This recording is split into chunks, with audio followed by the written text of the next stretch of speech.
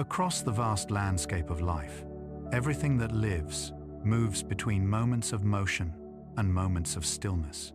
This rhythm, though often unnoticed, is one of the most fundamental patterns that unites every form of existence. The hummingbird that hovers in the air eventually folds its wings and rests. The trees that stretch towards sunlight each morning seem still, yet even they follow subtle cycles, their leaves relaxing and their roots drawing in the quiet nourishment of the earth as night falls.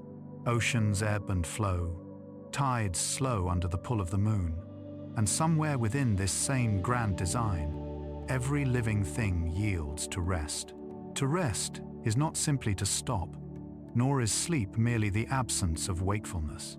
Rest is an ancient biological ritual, written into the fabric of every creature that has ever drawn breath. It is an agreement between body and mind, a silent truce that allows repair, balance, and renewal to take place. Even the smallest cell, invisible to the eye, experiences this cycle.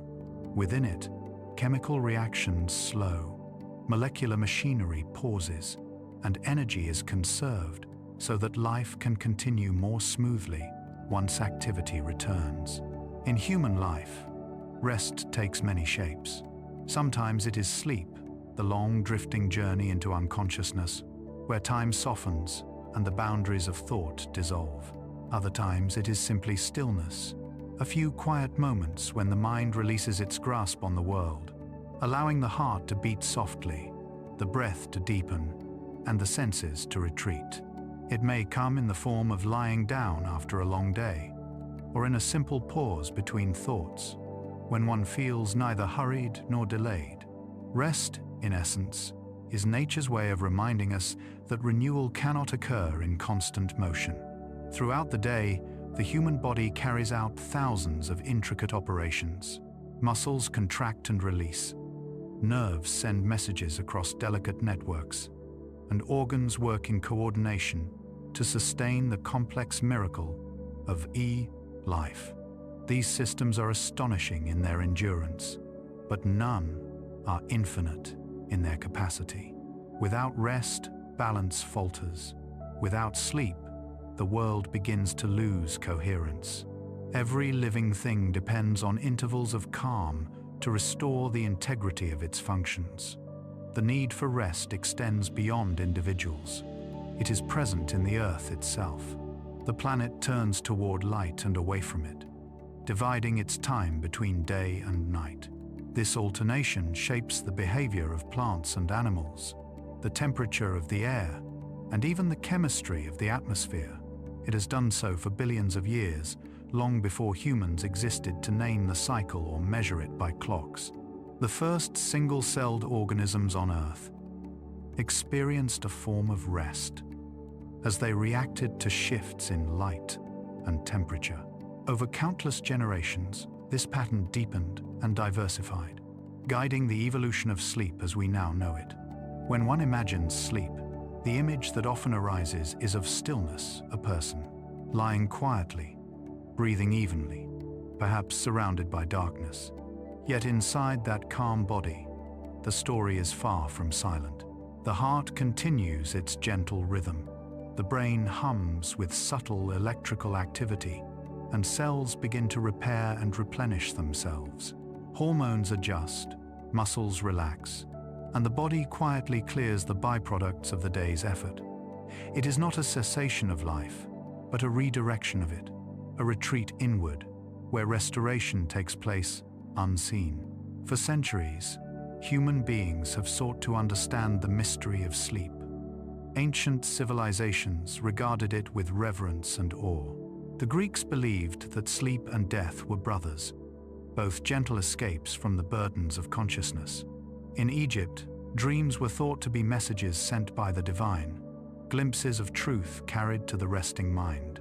Across cultures, the transition from wakefulness to sleep has been seen as sacred, a time when the ordinary boundaries of life soften and the spirit communes with something larger and quieter than itself. In more recent times, science has added detail to this ancient mystery. Researchers have mapped the stages of sleep, observed the slow waves of deep rest, and the vivid bursts of dreaming activity that accompany rapid eye movement. They have watched the body's temperature drop, the muscles release their tension, and the pulse settle into its slow, steady cadence. Yet for all this knowledge, sleep remains partly beyond explanation. It is not simply a state of the brain, nor a habit of the body. It is an entire realm of existence, where the mind restores its coherence and the self gently dissolves into the rhythm of the night. When we rest, the world itself seems to breathe differently. The constant noise of thought quiets, replaced by softer, slower patterns of awareness. Breathing deepens, heartbeat slows, and the senses retreat from their vigilant posts. In that inward turning, something profoundly natural occurs. The body and mind remember what it means to simply be. This moment of surrender, however brief, reconnects us to the deeper cycles of life that are always in motion beneath our conscious surface. The human need for rest is not a weakness or a flaw, but a reflection of how finely tuned the body truly is. Within every heartbeat lies a pulse of activity followed by a pause. In every breath, a rise and a fall. Even thought itself follows this same rhythm, a moment of focus followed by release. Without pauses, the music of life would be nothing but noise. Rest provides the silence that gives meaning to the sound. Biologically, the body interprets rest as a signal to repair. During stillness, energy that was once spent on movement and awareness is redirected inward. Cells regenerate, tissues heal, the immune system strengthens. The mind, too, begins its quiet maintenance, sorting through the day's experiences, weaving them into memory, and discarding what is unnecessary. This nightly housekeeping, subtle yet essential, it shapes how clearly we think, how calmly we feel, and how harmoniously we live. In nature, every creature rests according to its own rhythm. The lion, fierce in its waking hours, spends nearly 2/3 of its day asleep. The tiny hummingbird, whose heart beats hundreds of times each minute, slips into a state called torpor each night, a temporary hibernation that conserves energy and preserves life. Even plants, though rooted and silent, move in slow symphonies of rest. Their leaves fold when darkness comes, their respiration changes, and their internal chemistry resets. To rest, then, is not uniquely human. It is the shared language of existence. Yet for humans, rest carries an added dimension, a reflection of mind and meaning. We are not only physical beings who require renewal, but also conscious ones who experience the peace of stillness as something deeply satisfying. To lie quietly and feel the weight of the body sink into the earth is to be reminded of belonging. The pulse of life continues without our effort. The breath flows without command. In that surrender, there is freedom. Modern life often resists this natural pattern. The pace of the world rarely pauses. Lights burn through the night, and the hum of technology fills the silence that once signaled rest. Yet within us, the ancient rhythm remains unchanged. The body still follows its cycles. The mind still longs for the cool, dark calm of renewal.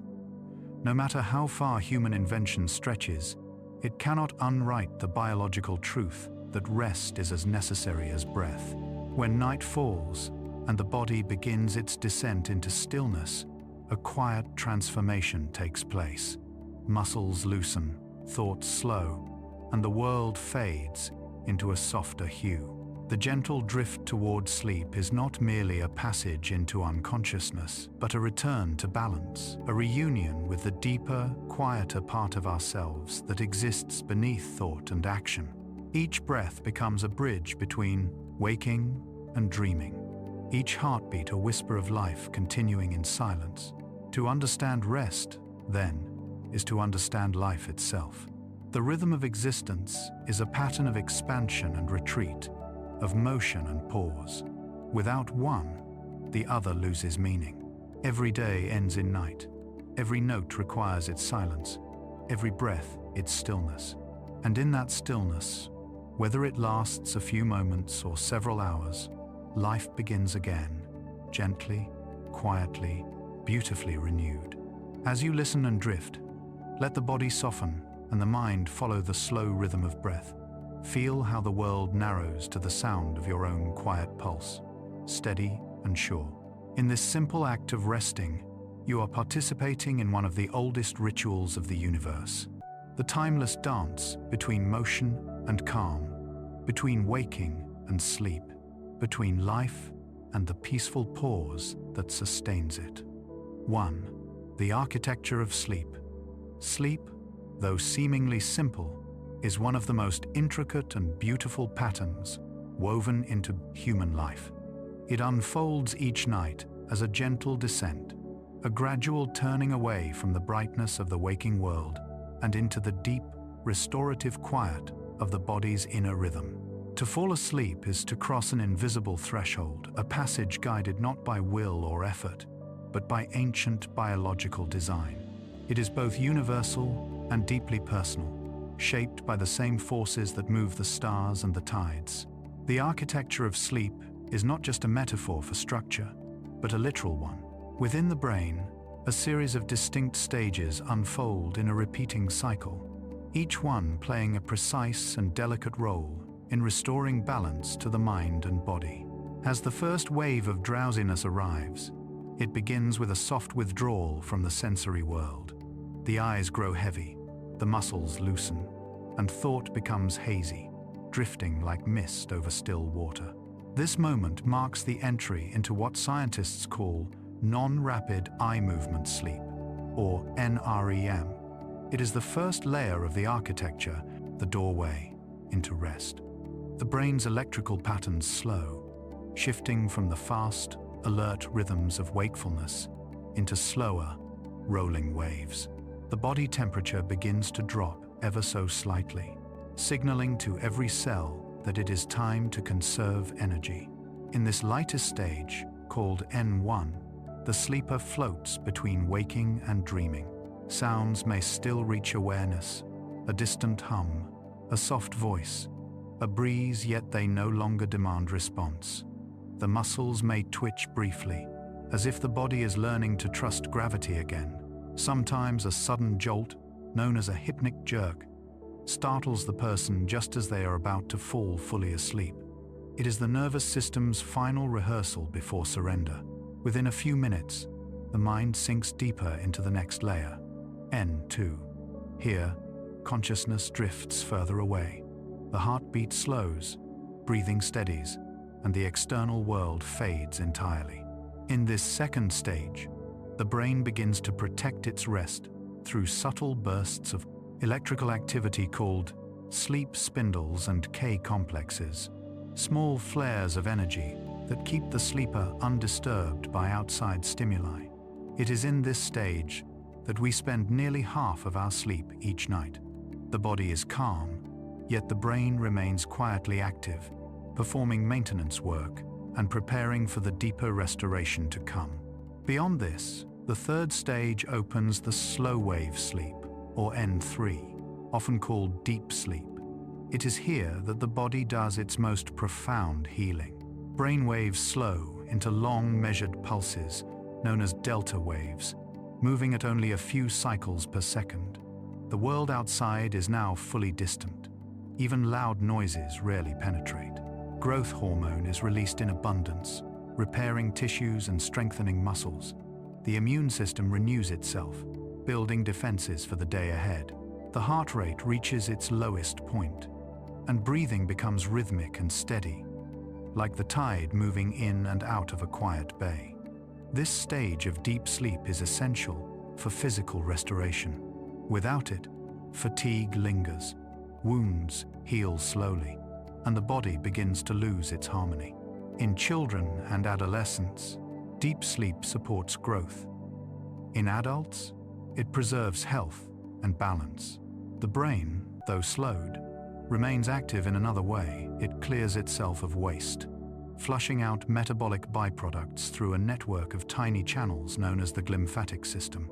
This nightly cleansing acts like a soft rainfall, washing through the neural pathways, leaving the mind refreshed and clear upon waking. After a time in deep sleep, the body transitions again, moving upward through the layers. Brain activity begins to quicken, and the stage known as REM, rapid eye movement sleep, emerges. Here, beneath closed eyelids, the eyes dart and flicker, following unseen scenes and imagined landscapes. Dreams bloom in this space, vivid and strange, mixing memory and imagination into a seamless story. The body, however, remains still. A temporary paralysis, orchestrated by the brainstem, prevents movement and protects the dreamer from acting out what the mind envisions. REM sleep is the realm of the mind's creativity. It is where emotions are processed, memories are organized, and ideas intertwine in ways that waking logic could never permit. The brain during REM is, paradoxically, both deeply asleep and highly active, almost as lively as during wakefulness, yet detached from external reality. This is the stage where the unconscious mind finds its voice, painting with the colors of thought and memory. In this mysterious inner world, the brain rehearses, learns, and restores its emotional balance. The entire cycle from light sleep to deep sleep to dreaming takes roughly 90 minutes, repeating itself 4 to 6 times through the night. Each cycle is a wave, rising and falling in quiet precision. Early in the night, deep sleep dominates, allowing the body to rebuild and recover. Later, as dawn approaches, REM periods grow, longer and more frequent, giving more space to the mind's nightly journey through dreams. This rhythmic alternation is the foundation of the architecture of sleep, a pattern that has evolved over millions of years to sustain life. Even within this intricate structure, variation exists. Infants spend almost half of their sleep in REM, their developing brains busy forming neural connections. Adults, by contrast, require less REM and more slow-wave rest. As age advances, deep sleep gradually decreases, replaced by lighter stages and more frequent awakenings. Yet the pattern remains, echoing the same design that guides the natural world cycles of activity and rest, creation and renewal. Sleep is not uniform across species either. Birds, for instance, experience REM sleep in short bursts lasting only a few seconds, while certain marine mammals, such as dolphins, sleep with one hemisphere of their brain at a time. This adaptation allows them to continue surfacing for air and watching for predators even while resting. Some reptiles and amphibians show patterns that resemble deep sleep but lack distinct dreaming phases. Even plants, though they do not sleep as animals do, follow similar circadian patterns, closing their leaves at night, slowing metabolism, and preparing for light's return. The architecture of rest, in all its forms, seems to be a universal principle of life itself. When scientists first discovered the repeating cycles of sleep in the mid-20th century, it transformed our understanding of human physiology. Electroencephalography, or EEG, allowed researchers to see the brain's electrical waves change with each stage. What once appeared to be a single, passive state turned out to be a dynamic sequence of transformations. These insights revealed that sleep is not the opposite of wakefulness, but its essential companion, a structured, purposeful process without which consciousness itself falters. Beyond its biological structure, the architecture of sleep has an emotional rhythm as well. Each stage carries a particular texture of experience, a certain feeling tone that the mind recognizes even without words. The first light drift of drowsiness feels like stepping away from the noise of the day. Deep sleep feels like submersion in still water, where time ceases to exist. REM is a vivid realm of color and memory, a place of movement and story. Together, These experiences form the emotional landscape of rest, as necessary to the soul as to the body. There is something profoundly humbling about realizing how carefully nature has built this nightly architecture within us. It operates without command, beyond our conscious control, as though guided by an intelligence older than thought. Each stage blends into the next with seamless precision. Each hormone, each change in temperature or heart rate, each flicker of brainwave is timed to perfection. Even in sleep, the body does not forget its duty to sustain and renew life. When we close our eyes and drift into that slow descent, we are not merely resting. We are participating in a timeless biological symphony, one that connects us to every creature that has ever rested beneath the same stars. The architecture of sleep, with all its layers and rhythms, is both deeply personal and profoundly universal, a structure built into the heart of life itself. In the quiet of night, as you breathe evenly and feel the weight of the body settle, you are entering this architecture, moving through corridors of light and shadow, depth and dream. The body knows the way, the mind follows. Each stage unfolds exactly as it has for countless generations, a pattern older than memory, a design that ensures the continuation of life through the simple, sacred act of rest. And so, without effort, you drift. The heart slows, the breath deepens, and the architecture of sleep begins its silent, perfect work. 2. Why the brain sleeps. When night descends and the world grows quiet, the brain does not simply switch off. It does not sink into silence or rest as a dormant machine might when power is withdrawn. Instead, it transforms. The stillness that envelops the body conceals a profound choreography occurring within the skull. A slow, deliberate dance of electrical rhythms, chemical exchanges, and subtle repair. Sleep is the time when the brain attends to the endless maintenance of itself, tending to every circuit and pathway that waking life has worn thin. It is the nightly renewal of thought, memory, emotion, and identity. Without it, the intricate web of consciousness begins to unravel. During the day, the brain works tirelessly to interpret, respond, and record. It processes sights, sounds, sensations, emotions, and endless fragments of information. Billions of neurons fire in shifting patterns, forming and breaking connections as they make sense of the world. But this constant activity produces waste, both metabolic and emotional. Proteins accumulate between cells, chemical signals grow imbalanced, and synaptic pathways become crowded with unfiltered impressions. Sleep is the time when this intricate network is cleansed and restored. It is when the brain, relieved of external duties, turns inward to repair itself. As we drift into the first stages of sleep, one of the most remarkable processes begins to unfold. Cerebrospinal fluid, the clear liquid that cushions the brain, starts to flow more freely, pulsing rhythmically through the neural tissue. This process, known as the glymphatic system, acts like a tide washing through the brain's valleys and folds, clearing away the day's debris. Harmful byproducts such as beta amyloid, which can accumulate and disrupt normal function, are gently carried away. Scientists have observed that during deep sleep, the brain's cells shrink slightly, widening the spaces between them and allowing the cleansing fluid to circulate more efficiently. It is as if the brain opens its windows each night to let the cool air sweep through. But the cleansing of toxins is only one part of the story. As the night deepens, the brain's focus shifts from clearing to sculpting. Neural pathways that were active during the day are revisited, strengthened, or gently pruned away. This process of synaptic consolidation shapes memory and learning. Each experience from the waking world leaves a faint trace on the mind, and during sleep, these traces are examined, organized, and stored.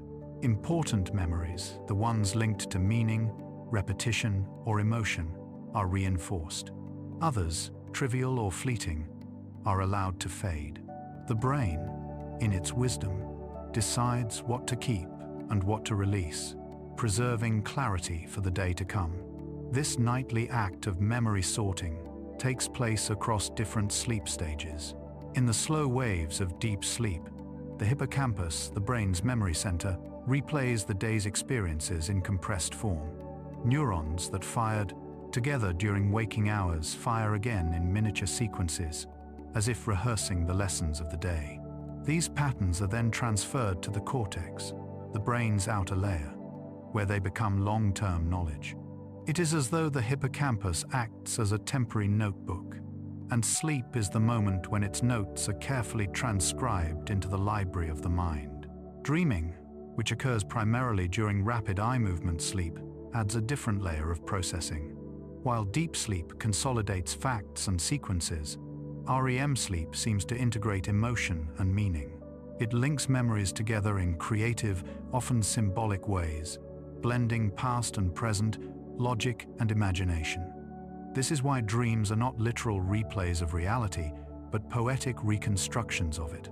They are the brain's way of testing new associations, exploring alternate outcomes, and weaving emotional understanding. A challenge faced in waking life may reappear in a dream, transformed into a story that feels both strange and deeply familiar. The dreaming mind moves freely through its archives, guided less by reason and more by feeling. In this sense, dreaming can be seen as a form of emotional therapy. During REM sleep, levels of stress-related neurotransmitters, such as norepinephrine, decrease significantly, creating a state in which the brain can revisit difficult emotions without the distress they carry in waking life. Painful experiences are gently re-examined and softened, stripped of their intensity. This nightly process allows the mind to heal from emotional strain, to reset its equilibrium. It explains why after a good night's sleep, worries seem smaller, problems less tangled, and moods more stable. The brain has quietly tended to its inner wounds. Beyond memory and emotion, sleep also refines attention and creativity. During the day, when we are awake, the prefrontal cortex, responsible for planning, judgment, and logic, dominates much of our thinking. But in sleep, particularly during REM, its grip loosens. The brain's associative networks become more active, linking distant ideas in unexpected ways. Artists, scientists, and thinkers across history have often credited sleep or dreams with moments of insight, those quiet awakenings when a solution seems to emerge from nowhere. This is the brain's nocturnal creativity at work, weaving together the threads of experience into new forms. To understand why the brain sleeps, it helps to think of wakefulness as expenditure and sleep as restoration. During the day, neurons consume enormous amounts of energy. They communicate constantly, releasing neurotransmitters, adjusting electrical potentials, maintaining complex ionic balances. This activity requires fuel, and with it comes fatigue.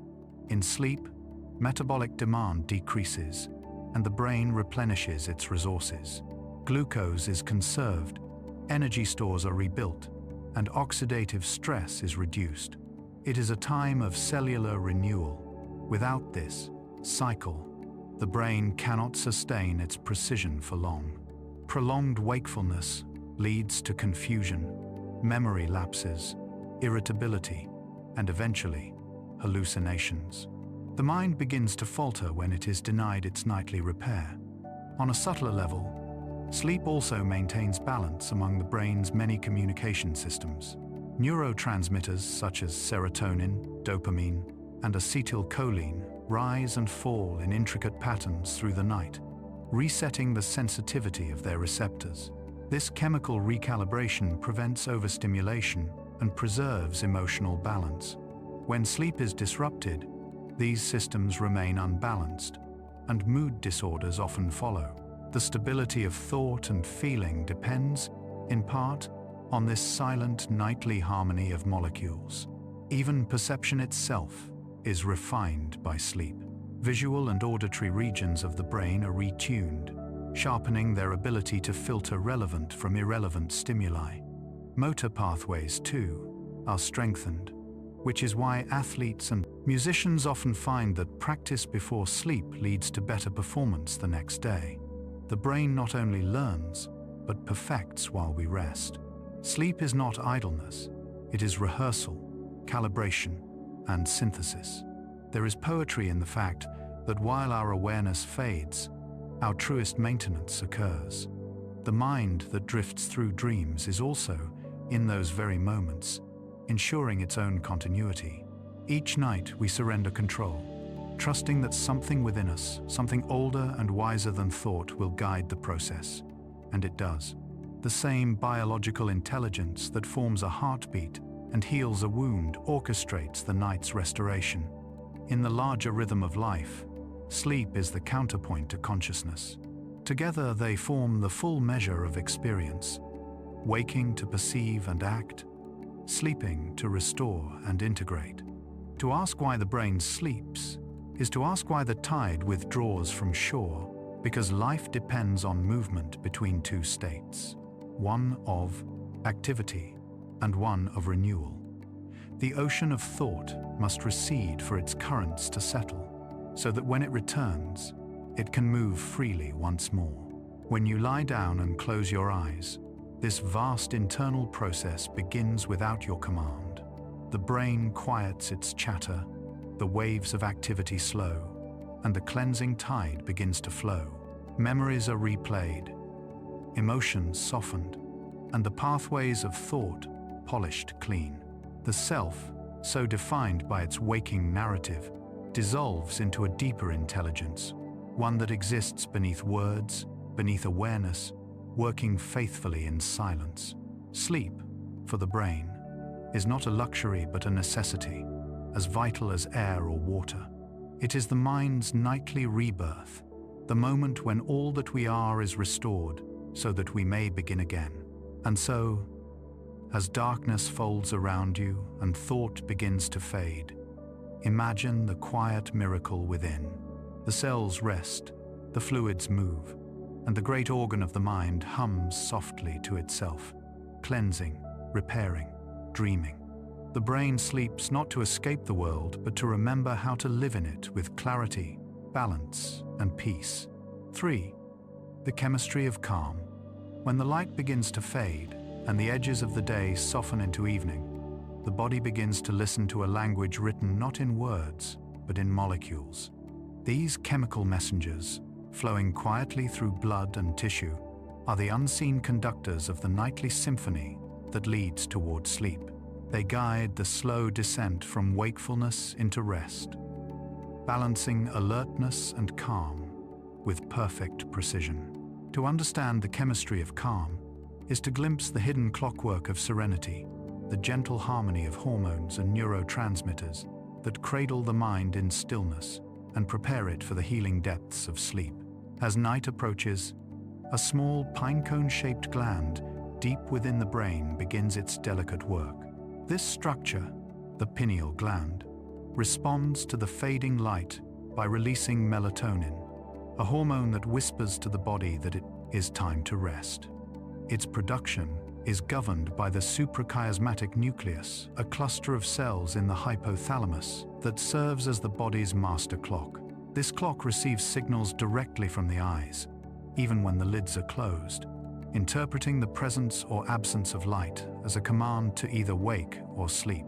When darkness falls, the signal changes, and melatonin begins to rise like a slow tide. Its influence spreads gently, lowering core body temperature, slowing the heart, and quieting the brain's chatter. Melatonin does not force sleep. Rather, it opens the gate for it. It is like a caretaker dimming the lights in a vast theater, preparing the stage for the night's performance. With its rise, other chemical shifts follow. The neurotransmitter adenosine accumulates steadily during the day as a byproduct of cellular activity. It binds to receptors in the brain, creating the sensation of sleepiness. Throughout waking hours, caffeine competes with adenosine, blocking its calming signals and lending the illusion of energy. But as the evening deepens and stimulation fades, adenosine's influence becomes dominant, and the mind begins to yield. While melatonin and adenosine signal the approach of rest, another system begins to withdraw its activity: the sympathetic nervous system, the body's engine of alertness and action. This system floods the bloodstream with stress hormones such as cortisol and adrenaline during the day, keeping the senses sharp and the muscles ready. As night falls, these hormones subside, replaced by their counterpart, the parasympathetic system, often called the rest and digest state. It is this gentle shift that slows the pulse, deepens breathing, and releases the mind from vigilance. The body, guided by chemistry, moves from tension to tranquility. Cortisol, though often associated with stress, is not an enemy. It is a rhythm keeper, peaking in the morning to encourage wakefulness and energy, then declining through the day to allow calm and recovery. In a well-balanced rhythm, cortisol reaches its lowest point around midnight, when melatonin's influence is strongest. This seesaw between wakeful alertness and nightly surrender is the essence of biological harmony. When the balance is disrupted by irregular sleep, bright artificial light, or emotional strain, the body's natural dialogue becomes confused. Cortisol may rise too high at night, keeping the mind restless and wakeful, while melatonin falters, leaving the night without its gentle conductor. Beneath these hormonal patterns lies a subtler conversation among the brain's neurotransmitters. Chief among them is GABA, or gamma-aminobutyric acid, the brain's primary inhibitory messenger. While excitatory transmitters like glutamate encourage neural activity, GABA calms it. It binds to receptors throughout the nervous system, opening channels that allow negatively charged ions to flow into neurons, reducing their likelihood of firing. The result is a profound sense of relaxation, a neural hush that spreads through the mind like dusk over a quiet landscape. GABA's influence is what allows thoughts to slow, muscles to release, and consciousness to drift. In a balanced brain, GABA acts as a quiet counterweight to the excitatory forces that drive thought and motion. Too little of it, and the mind feels tense, overactive, or anxious. Too much stimulation, and the circuitry becomes restless, unable to find stillness. Many of the world's natural sedatives, from the compounds in chamomile and valerian root to the gentle rhythm of slow breathing, act by enhancing GABA's calming effects. They do not silence the mind completely.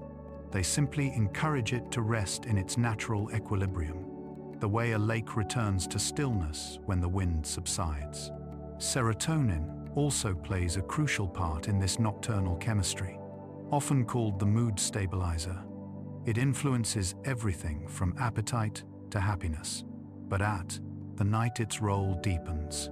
In the presence of darkness, serotonin is converted into melatonin within the pineal gland, linking the two in a seamless chemical chain. The same neurotransmitter that keeps us steady and content by day becomes the messenger that invites rest by night. This transformation reflects a broader truth of biology. Calm is not the absence of energy, but its gentle redirection. Dopamine, another of the brain's great messengers, follows its own rhythm across the day. It fuels motivation, focus, and curiosity qualities of wakefulness.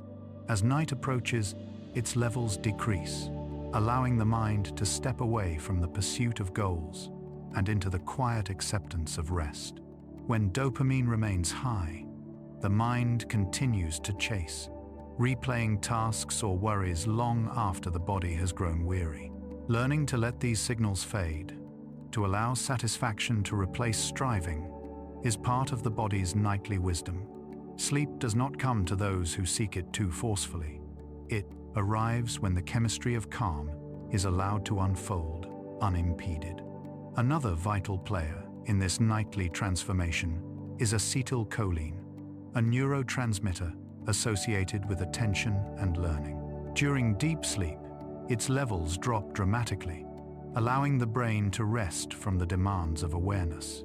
But in REM sleep, acetylcholine surges again, sparking the vivid activity that underlies dreaming. It is through this alternation, high and low, active and quiet, that the brain maintains its balance between reflection and restoration. Even in rest, there is rhythm. Even in silence, there is movement. Temperature, too, plays a subtle chemical role in the invitation to rest. As melatonin rises, it signals the blood vessels near the skin to widen slightly, releasing heat. This small cooling of the body reinforces the feeling of sleepiness, helping muscles relax and metabolism slow. It is one reason why cool, dark environments encourage deeper rest the body associates them with, the natural descent into night. This coordination between temperature, light, and hormone is one of nature's most elegant partnerships. Each element anticipates the other, creating a seamless transition from the brightness of day to the softness of evening. Throughout these processes, the nervous system maintains a delicate equilibrium. The parasympathetic tone grows stronger, slowing the rhythm of life to its most peaceful tempo. Heart rate decreases, digestion continues quietly, and breathing becomes deep and slow. Each of these changes feeds back to the brain, reinforcing the sense of calm. The mind and body are not separate in this process. They are partners in an intricate conversation. When the breath deepens, it signals the brain that danger is gone. When the brain quiets, the body follows, and together they spiral gently downward into rest. Modern life often challenges this chemistry. Artificial light, especially the blue wavelengths emitted by screens, suppresses melatonin production. Irregular schedules confuse the circadian clock, leaving cortisol elevated when it should be low. Stimulants like caffeine linger in the bloodstream long after their taste has faded, blocking adenosine's call to rest. Even persistent worry floods the system with stress hormones, keeping the body in a state of alertness long past sunset. Yet despite these challenges, the body remains patient, always seeking its balance, always ready to return to the chemistry of calm when given the chance. There is quiet wonder in the precision of it all. Every molecule, every receptor, every subtle rise and fall of a hormone works together to create the experience we call peace. It is not forced, and it cannot be hurried. It happens in its own time, when light dims and breath slows, when the mind surrenders its grip on thought. Sleep begins not when the world around us grows still, but when the world within us does. When the orchestra of molecules finds its slow, harmonious rhythm and begins to play the ancient music of rest.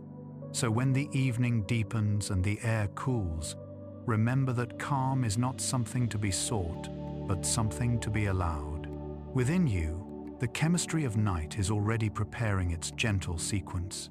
Melatonin is rising, GABA is whispering through the nerves, and the pulse of the parasympathetic system is beginning its quiet hum. You need only drift with it. Let the body's wisdom unfold. Let the tide of molecules carry you where they always have, into the deep and timeless calm of sleep. 4. The rhythm of rest, circadian harmony. From the moment the first light of dawn brushes against the horizon, the body awakens to an ancient rhythm that began long before humankind learned to measure time. This rhythm, silent yet powerful, governs nearly every process within us: the beating of the heart, the rise and fall of hormones, the shifting temperature of the body, and the alternation between alertness and rest.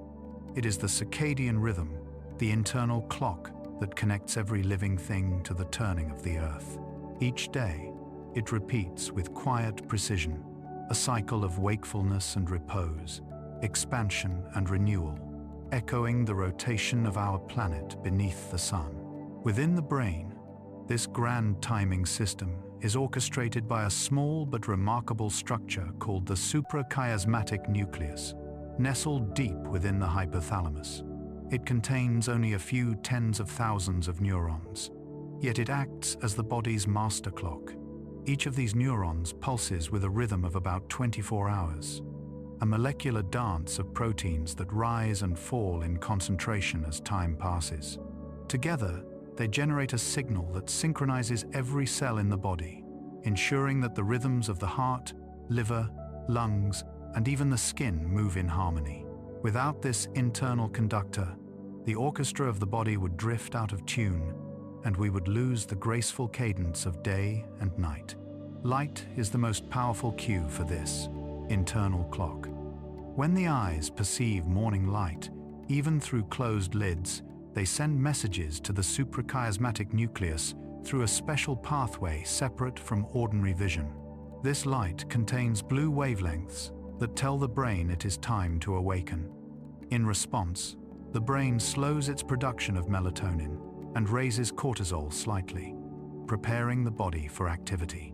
The heart rate quickens, body temperature rises, and the mind clears. Throughout the day, the rhythm continues. Energy peaks in late morning, dips gently in the afternoon, then declines as twilight begins to fall. When darkness returns, the process reverses itself with patient grace. Light fades from the retina, the signal to the suprachiasmatic nucleus weakens, and the pineal gland once again releases melatonin. The hormone spreads quietly through the bloodstream, announcing night to every organ. Metabolism slows, muscles relax, and the mind turns inward. Each cell, guided by the same rhythm, begins its restorative work. The timing of this nightly descent is not random. It is the echo of countless rotations of the Earth, encoded in the very fabric of our biology. Even before artificial timekeeping, humans lived by these natural cues. Our ancestors rose with the sun, worked by its light, and rested beneath its absence. Firelight at night provided a gentle, amber glow that barely disturbed melatonin's rise. The body's rhythm flowed in step with the day's unfolding. Only in recent centuries have we drifted away from that alignment, surrounding ourselves with light and noise long after the sun has set. Yet the ancient clock within us has not changed. It continues to keep its silent beat, even when our schedules do not. The circadian rhythm is more than a sleep-wake pattern. It influences almost every system of the body. The liver, for instance, follows its own internal schedule, releasing enzymes and regulating glucose at specific times. The digestive system becomes more active during daylight, preparing to process food efficiently, while at night it quiets, conserving energy for repair. The immune system, too, fluctuates with the rhythm, strengthening its defenses as the body rests. Even the temperature of the skin and the release of hormones like growth hormone, insulin, and leptin follow predictable daily waves. This coordination allows the body to operate with elegant efficiency, anticipating rather than merely reacting to the needs of each moment. Disruption of this delicate rhythm can have subtle but far-reaching effects. When we travel across time zones, the internal clock struggles to realign, producing the disorientation known as jet lag. When we work late into the night under bright lights, the brain receives mixed messages, suppressing melatonin and delaying the onset of sleep. Over time, such misalignment can affect mood, metabolism, and overall health. Yet the body remains remarkably resilient. Given darkness, consistency, and gentle cues, it will find its way back to balance, just as a river returns to its course after being diverted. The pattern of the circadian rhythm is not unique to humans. It is a universal feature of life. In plants, leaves open to greet the morning sun and close at night, conserving water. Certain flowers bloom only at dawn, others only after dusk, guided by the same molecular clocks that govern our sleep. In animals, these rhythms dictate migration, feeding, and mating cycles. Even microorganisms in the ocean rise and fall with the light, their photosynthetic machinery timed to the rhythm of the day. Across every form of life, from the smallest bacterium to the largest whale, existence unfolds in harmony with the planet's rotation. For humans, however, this harmony is not merely physical. It shapes our sense of being. Morning brings alertness and clarity, the outward movement of energy, while evening invites reflection and stillness. The alternation between these states forms the foundation of our inner balance. To wake and act, then rest and dream, is to participate in a cosmic rhythm that has persisted for billions of years. When we align with it, our thoughts seem to flow more easily, our emotions feel steadier, and our bodies recover with greater ease. Deep within the brain, the rhythm of rest is also mirrored by waves of electrical activity. During wakefulness, neurons fire in rapid, irregular patterns as the mind engages with the outside world. As night descends, these patterns slow, becoming more synchronized. The transition from wakefulness to sleep is marked by a gradual change in these rhythms, a biological echo of the day's fading light. This neurological dance ensures that every level of the body, from cell to organ to consciousness itself, moves in step with the cycle of the earth. Temperature plays a quiet but essential role in this orchestration. The body's internal thermostat rises slightly in the morning to encourage alertness, then gradually cools through the evening, reaching its lowest point in the early hours before dawn. This cooling is a signal to the brain that deep sleep is needed. As morning approaches, body temperature begins to climb once more, gently nudging the sleeper toward waking. These fluctuations are so precise that even without clocks, the body would still know when to rest and when to rise. Emotion, too, dances with this rhythm. The mind tends to feel more positive and outwardly focused in daylight, as serotonin and dopamine levels increase under the influence of sunlight. At night, these chemicals subside, replaced by the soothing presence of melatonin and GABA. The balance between these states gives life its ebb and flow, the alternation between thought and feeling, action and introspection. In this sense, the circadian rhythm is not merely a biological mechanism, but a kind of inner music, shaping how we experience time and being. Modern science has shown that even the smallest irregularities in this rhythm can ripple through the entire system. Late-night exposure to blue light can shift the clock by hours, causing difficulty sleeping and daytime fatigue. Conversely, morning sunlight can help restore alignment, resetting the cycle.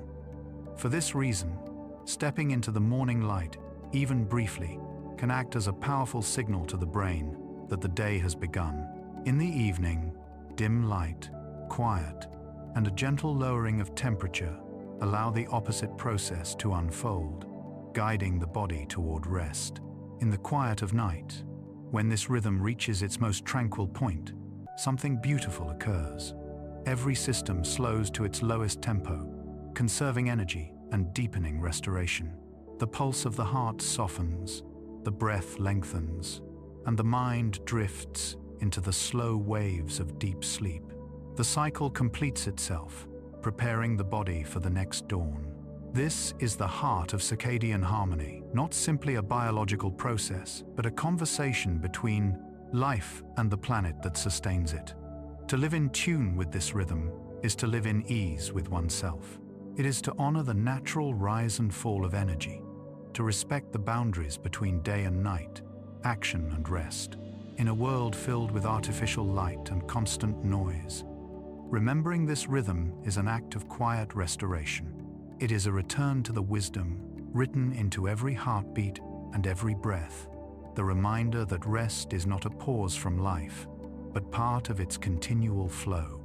And so, as night gathers and the stars begin to glow faintly above, the body prepares to yield once more to its ancient pattern.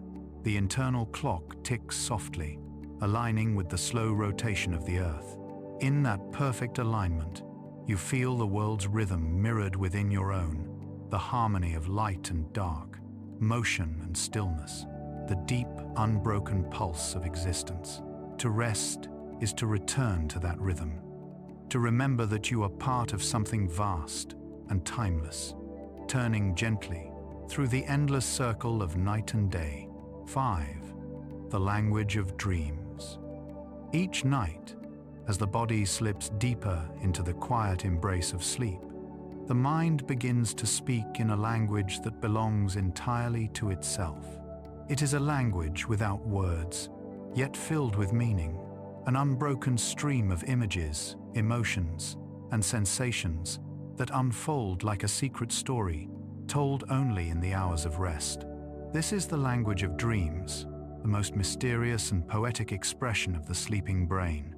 It is in dreams that the mind seems to wander freely, unbound by time or reason, gathering fragments of memory and weaving them into patterns of astonishing beauty, strangeness, and depth. Dreaming begins in the stage of sleep, known as rapid eye movement, or REM, when the brain becomes as active as it is during wakefulness. Beneath closed lids, the eyes flicker and dart, tracing invisible scenes, as if following the motion of an unseen world. The muscles of the body, however, remain still, subdued by a problem's protective paralysis that keeps the dreamer safe from acting out the story that unfolds within. This paradox of intense mental activity within a resting body is one of nature's most delicate arrangements. It allows consciousness to turn inward, exploring the theater of the mind without danger or interruption. In the dream state, the boundaries that define waking reality dissolve. Time loses its steady pace, logic softens, and the mind roams across a landscape shaped entirely by memory and imagination. Familiar faces appear in unfamiliar places, voices merge, and events unfold with a logic that is felt rather than reasoned. In this realm, the brain is both artist and audience, composing and observing the story in a single breath. Each dream reflects the intricate workings of the subconscious, the thoughts, desires, and emotions that drift beneath awareness during the day. Scientists have long tried to understand why we dream. Some theories suggest that dreams serve as a kind of emotional rehearsal, allowing us to process complex feelings in a safe space. Others propose that they help the brain consolidate memories, connecting fragments of experience into coherent narratives. During REM sleep, neural activity in the hippocampus, the region associated with memory, interacts with the emotional centers of the amygdala and the prefrontal cortex. The result is a rich interplay between feeling and recollection, creating the vivid tapestry of dream experience. Yet no single explanation captures the full essence of dreaming. It is both biological and mysterious, purposeful and poetic. In dreams, emotions are often heightened. Joy, fear, sadness, and wonder appear with striking intensity, yet without the constraints of waking life. This emotional vividness is part of the brain's nightly therapy, a way of examining feelings from a distance, reshaping them into softer forms. The suppression of stress hormones, such as norepinephrine during REM sleep, allows the mind to revisit memories that might otherwise be painful. What seems confusing or troubling in the day can be transformed in the night, seen through the lens of imagination rather than fear. In this way, dreams act as gentle healers, integrating emotion and experience into a balanced whole. The imagery of dreams often draws upon the familiar faces of loved ones, places from childhood, or echoes of recent conversations. Yet these fragments are rarely presented as they were lived. The brain, in its creative state, rearranges them, blending moments from different times and weaving them into new narratives. It is as if the mind is painting with memories, using the colors of the past to create scenes that have never existed. A friend's face may appear upon a stranger's body. A city street may bend into a coastline, and moments of history may mix with those of fantasy. These combinations are not random.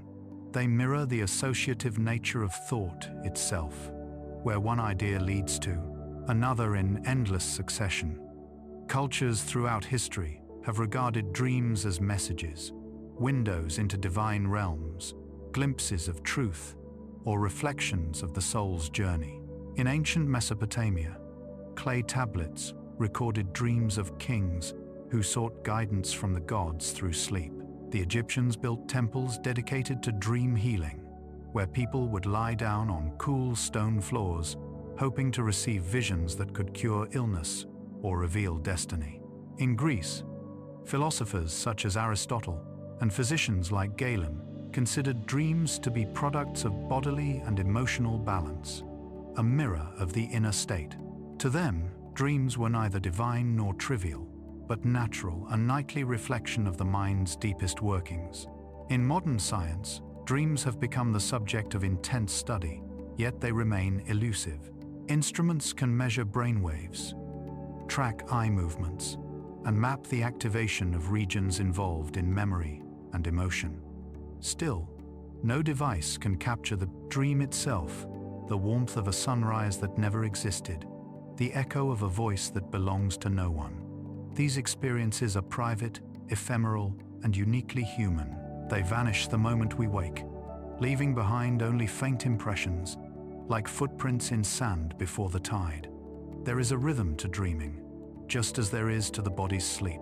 The first REM period of the night is brief, often lasting only a few minutes, and the dreams that arise then are light, fragmentary, and fleeting.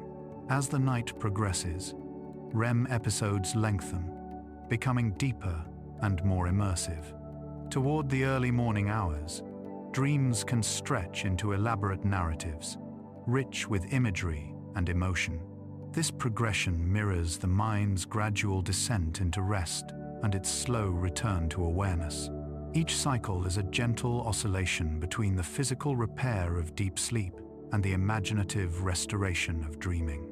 Dreams also play a role in creativity and problem-solving. Throughout history, moments of inspiration have arisen from the twilight between sleep and waking. The chemist Friedrich Kekulé dreamed of a serpent biting its own tail, leading him to the discovery of the ring structure of benzene. The melody of Yesterday came to Paul McCartney in a dream, fully formed. Artists, writers, and scientists alike have drawn from the strange logic of their dreams to find new perspectives. The dreaming brain, freed from the constraints of conscious reason, explores connections that waking thought might never attempt. In its wandering, it finds unexpected truth. Some dreams recur, carrying the same themes or symbols across years. These repetitions may represent unresolved emotions or persistent patterns in the subconscious mind. Others are one-time visions, fleeting as clouds. Yet all dreams, whether recurring or momentary, serve as bridges between the waking self and the deeper layers of consciousness. They reveal that the mind is never still. Even in rest, it continues to reflect, to imagine, to weave meaning from experience. When the dream ends and morning light begins to seep into the room, the barrier between sleep and wakefulness thins. The dream's images fade, dissolving into thought, but their emotional imprint lingers. A feeling of peace, sorrow, or wonder may stay with us, echoing faintly through the day. This afterglow of dreaming reminds us that sleep is not merely a biological function but an act of creation, a nightly renewal of the imagination. The language of dreams continues to whisper even after waking, shaping mood, intuition, and the quiet sense of being part of something greater than ourselves. To dream is to listen to the oldest voice within the one that speaks in symbols, emotion, and rhythm. It is the voice that connects the conscious mind to the depths of memory, to the imagination that has accompanied humanity since its beginning. In the still hours of night, as you drift between awareness and surrender, this voice begins to rise. It carries you through landscapes made of thought and memory, where meaning flows like water and time folds softly in on itself. In dreams, you remember not only what you have lived, but what you are capable of imagining. And so, each night, when your body lies still and your breath grows slow, you enter this hidden realm once more. The eyes move beneath their lids, the heart beats gently, and the mind begins its silent storytelling. Dreams bloom like constellations in the darkness, shaping the unseen poetry of sleep. They are the mind's way of remembering, healing, and creating the purest expression of what it means to be alive, resting within the infinite quiet of the night. 6. The sleeping body. When sleep begins, it is not only the mind that journeys inward. The body itself enters a state of quiet transformation, a process so intricate and harmonious that it feels almost sacred in its precision. Beneath the calm exterior of a resting person, countless systems are, adjusting their pace, shifting from the steady hum of wakefulness to the softer rhythm of renewal. The muscles relax, the organs communicate in subtle chemical language, and the heart beats with a slower, more deliberate cadence. It is easy to think of sleep as a pause, a moment when the body withdraws from its duties. Yet, in truth, it is a time of intense and purposeful activity, a quiet workshop where restoration is carried out in every cell. As the first drowsy waves of non-REM sleep arrive, the muscles begin to lose their tension. Throughout the day, they have worked continuously, maintaining posture, supporting movement, and responding to the smallest command from the nervous system. But as consciousness fades, the messages from the motor cortex slow, allowing the body to release its constant readiness. Shoulders drop, limbs grow heavy, and the subtle tremors that accompany wakefulness cease.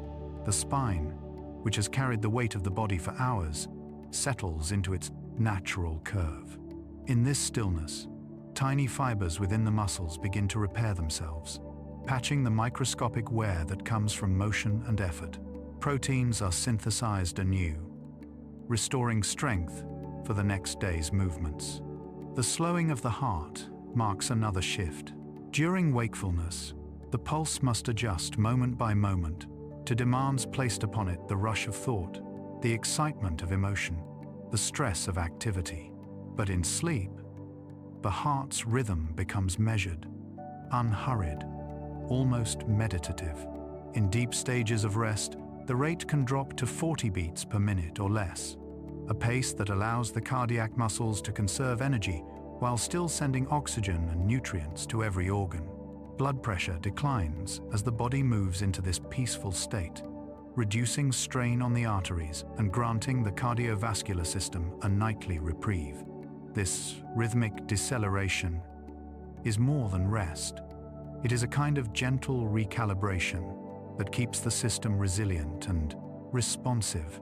Breathing follows the same quiet descent. During the day, it fluctuates with emotion and activity, shallow when anxious, fast when exerting, and held unconsciously when concentrating. In sleep, the breath deepens, slowing to match the relaxed pace of the heart.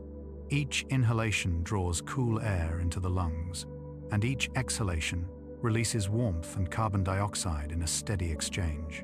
The muscles of the chest and diaphragm move effortlessly, no longer under the command of will, but guided by the autonomic system. This rhythm, continuous and self-sustaining, becomes almost like a lullaby from within. The body's temperature also falls as sleep deepens. The hypothalamus, which governs internal temperature, gently lowers the set point by about 1 degree Celsius. This cooling signals to the body that it is time to conserve energy and focus on repair. The skin may feel slightly cool to the touch, while blood flow increases to the hands and feet to release heat. The lowering of temperature has a purpose beyond comfort. It slows the metabolic rate, reduces inflammation, and creates the optimal environment for the release of growth hormone, one of the body's most important tools for restoration. This hormone, secreted primarily during the slow wave phase of deep sleep, plays a vital role in the repair and regeneration of tissues. It stimulates protein synthesis, encourages the replacement of damaged cells, and supports the metabolism of fat. In children, it is the very mechanism of growth. In adults, it preserves vitality and helps wounds heal. Alongside growth hormone, other compounds melatonin, prolactin, and leptin circulate in synchronized waves, coordinating the repair of muscles, the replenishment of energy stores, and the regulation of appetite. Sleep, in this way, is not simply rest but the most sophisticated maintenance the body can perform. Beneath these visible changes, the internal organs continue their nightly dialogue. The liver, freed from the constant task of processing food, turns to detoxification and energy management. It converts glucose into glycogen for storage, releases fats into the bloodstream for later use, and neutralizes toxins gathered through the day's activities. The kidneys adjust their filtration rate, conserving water and rebalancing electrolytes. The digestive tract, usually so busy, slows to a gentle rhythm, performing only background functions such as absorbing remaining nutrients and supporting the microbiome's nocturnal work. Meanwhile, the immune system becomes quietly active. Specialized white blood cells patrol the bloodstream, identifying and destroying potential threats. Cytokines, the signaling molecules that regulate immune response, rise in concentration during sleep, particularly during deep stages. It is during this time that the body mounts its strongest defenses against infection. People who sleep poorly or irregularly often notice that they are more vulnerable to illness. This is no coincidence. The nightly renewal of the immune system depends on uninterrupted sleep, during which the body turns its full attention inward. Within the brain, the changes are no less profound. Blood flow is redistributed from the regions that govern decision-making and attention to those involved in repair. The glymphatic system, that subtle network of channels that clears waste from neural tissue, becomes more active. The brain literally cleanses itself as we sleep, flushing away the molecular residue of waking activity. Neurons reset their chemical balance, synapses recalibrate, and memories consolidate into lasting form. Even as dreams unfold, the brain's structure is being refined and renewed. The skin, too, participates in this quiet restoration. Free from exposure to light and air, it increases the production of collagen and elastin, repairing damage caused by sun, wind, and stress. Blood flow to the dermis increases, carrying nutrients that promote healing. This is why the complexion often looks clearer and more vibrant after a night of good rest. The outer layer of the body, though seemingly passive, is engaged in the same cycle of repair that defines every organ beneath it. During REM sleep, when dreams are most vivid, the body experiences an unusual paradox. Although the brain becomes highly active, sending signals as though the sleeper were awake, the muscles of the body are rendered still by a temporary paralysis called atonia. This safety mechanism prevents movement, ensuring that dream actions do not translate into physical ones.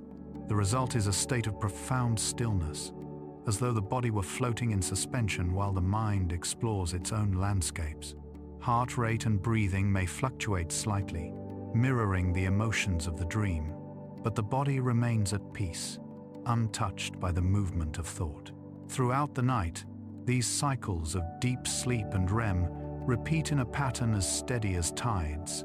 Each wave of rest carries its own purpose. The early hours devoted to physical repair, the later hours to memory and emotion.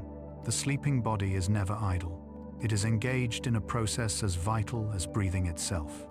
To watch someone sleep, even for a moment, is to witness this quiet miracle, the gentle rise and fall of breath, the pulse beneath the skin, the faint flicker of the eyes. It is a portrait of life at its most tranquil and essential. When morning approaches, the first rays of light begin to stir the internal systems awake. The hypothalamus signals the pineal gland to cease its production of melatonin, body temperature begins to rise, and the heart beats a little faster. Cortisol, which has remained low through the night, increases to prepare the body for wakefulness. The digestive system wakes from its slumber, ready to receive nourishment, and the muscles stretch instinctively, rediscovering their strength. Slowly, the body transitions from the inward rhythm of repair to the outward rhythm of motion. To understand the sleeping body is to appreciate the extraordinary intelligence of life itself. Every organ, every system, every cell contributes to the choreography of rest. The processes that sustain us by day are balanced by those that restore us by night. And in this exchange lies the secret of endurance. Sleep is not a luxury or an interruption. It is the foundation upon which vitality depends. Within the stillness of the sleeping body, life renews itself, quietly and endlessly, preparing to meet the light once more. So, as the body settles into its nightly rhythm, know that nothing within you is truly still. Beneath the calm, a symphony of healing plays heart, lungs, brain, and blood working in harmony. Each beat, each breath, each silent pulse is part of the same ancient design that allows life to continue. The sleeping body, though unmoving, is alive in its deepest sense, a universe of renewal, enclosed within the peaceful form of rest. 7. Rest. Beyond sleep, rest is not confined to the hours spent in darkness. It is not found only in the quiet surrender of sleep, nor does it exist solely in the physical stillness of the body. Rest extends into every part of life, a rhythm that flows through waking hours just as surely as it shapes the night. It is the art of pausing without completely stopping, of softening one's pace without losing movement altogether. True rest exists both in the body and in the mind, a gentle awareness that allows energy to return, clarity to rise, and peace to take root. Even in a world that rarely slows, the body seeks moments of balance. Every heartbeat contains both contraction and release, every breath an inhale and an exhale. In the same way, consciousness itself requires its pauses, moments when attention withdraws from the outer world and turns inward. These intervals, though brief, allow the nervous system to recover from the steady pulse of stimulation that defines daily life. They can occur while sitting quietly by a window, listening to distant rain, or simply closing one's eyes between tasks. In these small, deliberate silences, the mind finds its way back to stillness, much like a pond settling after a stone has fallen into it. Modern life often disguises activity as necessity.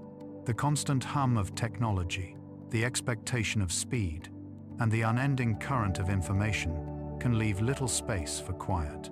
Yet the brain, remarkable as it is, was not designed for unbroken stimulation. Just as muscles tire with use, neural circuits too require recovery. During restful wakefulness, when one is neither fully focused nor asleep, the brain's default mode network becomes active. This system, discovered by neuroscientists studying moments of calm, engages when the mind drifts. It processes memories, integrates emotions, and restores mental order. In a sense, daydreaming is the brain's form of conscious rest, not idleness, but gentle self-repair. To rest, beyond sleep, is also to allow the senses a reprieve. The eyes, which tirelessly interpret the world's brightness and movement, are soothed by soft light and distance. The ears, tuned to the constant noise of human life, need periods of quiet to recalibrate. Even the skin, the body's outermost sense, benefits from stillness, from the release of tight muscles, the absence of friction, and the touch of air. The mind interprets these physical pauses as safety, and in that sense of safety, the deeper systems of restoration awaken. The heart slows, the breath deepens, and the body slips into a lighter version of the peace that sleep provides. Emotional rest, though less visible, is equally vital. The mind, like the body, carries its own forms of tension, thoughts that repeat, worries that hum in the background of consciousness. Emotional rest comes not from suppressing these feelings, but from letting them settle, allowing them to be seen and softened by awareness. This kind of rest might come through quiet reflection, through gentle conversation, or through the solitude of nature. It does not demand that we solve our problems, only that we give them room to breathe. In that space, emotions lose their urgency, and a quiet understanding begins to take shape. Physical rest, too, exists in layers. Sleep is the deepest form, but beneath it lie smaller pauses woven throughout the day. When one sits after standing, or stretches after sitting, or lies down to watch sunlight move across the wall, the body is remembering what balance feels like. These moments, though ordinary, are essential. The nervous system, particularly the parasympathetic branch responsible for calm and repair, is activated not only by deep sleep, but also by mindful stillness. Even brief rest, a few minutes of deep breathing or slow movement, can reset the body's stress response, lowering cortisol and easing the heart. Rest also lives in the spaces between thoughts.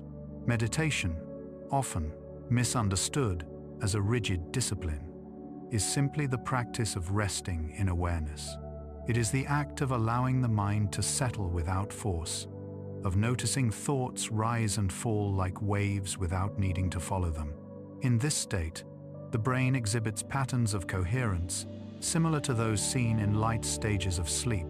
The heart rate steadies, the immune system strengthens, and the mind clears. With practice, this mental quiet can be carried into ordinary life, into walking, listening, or simply breathing.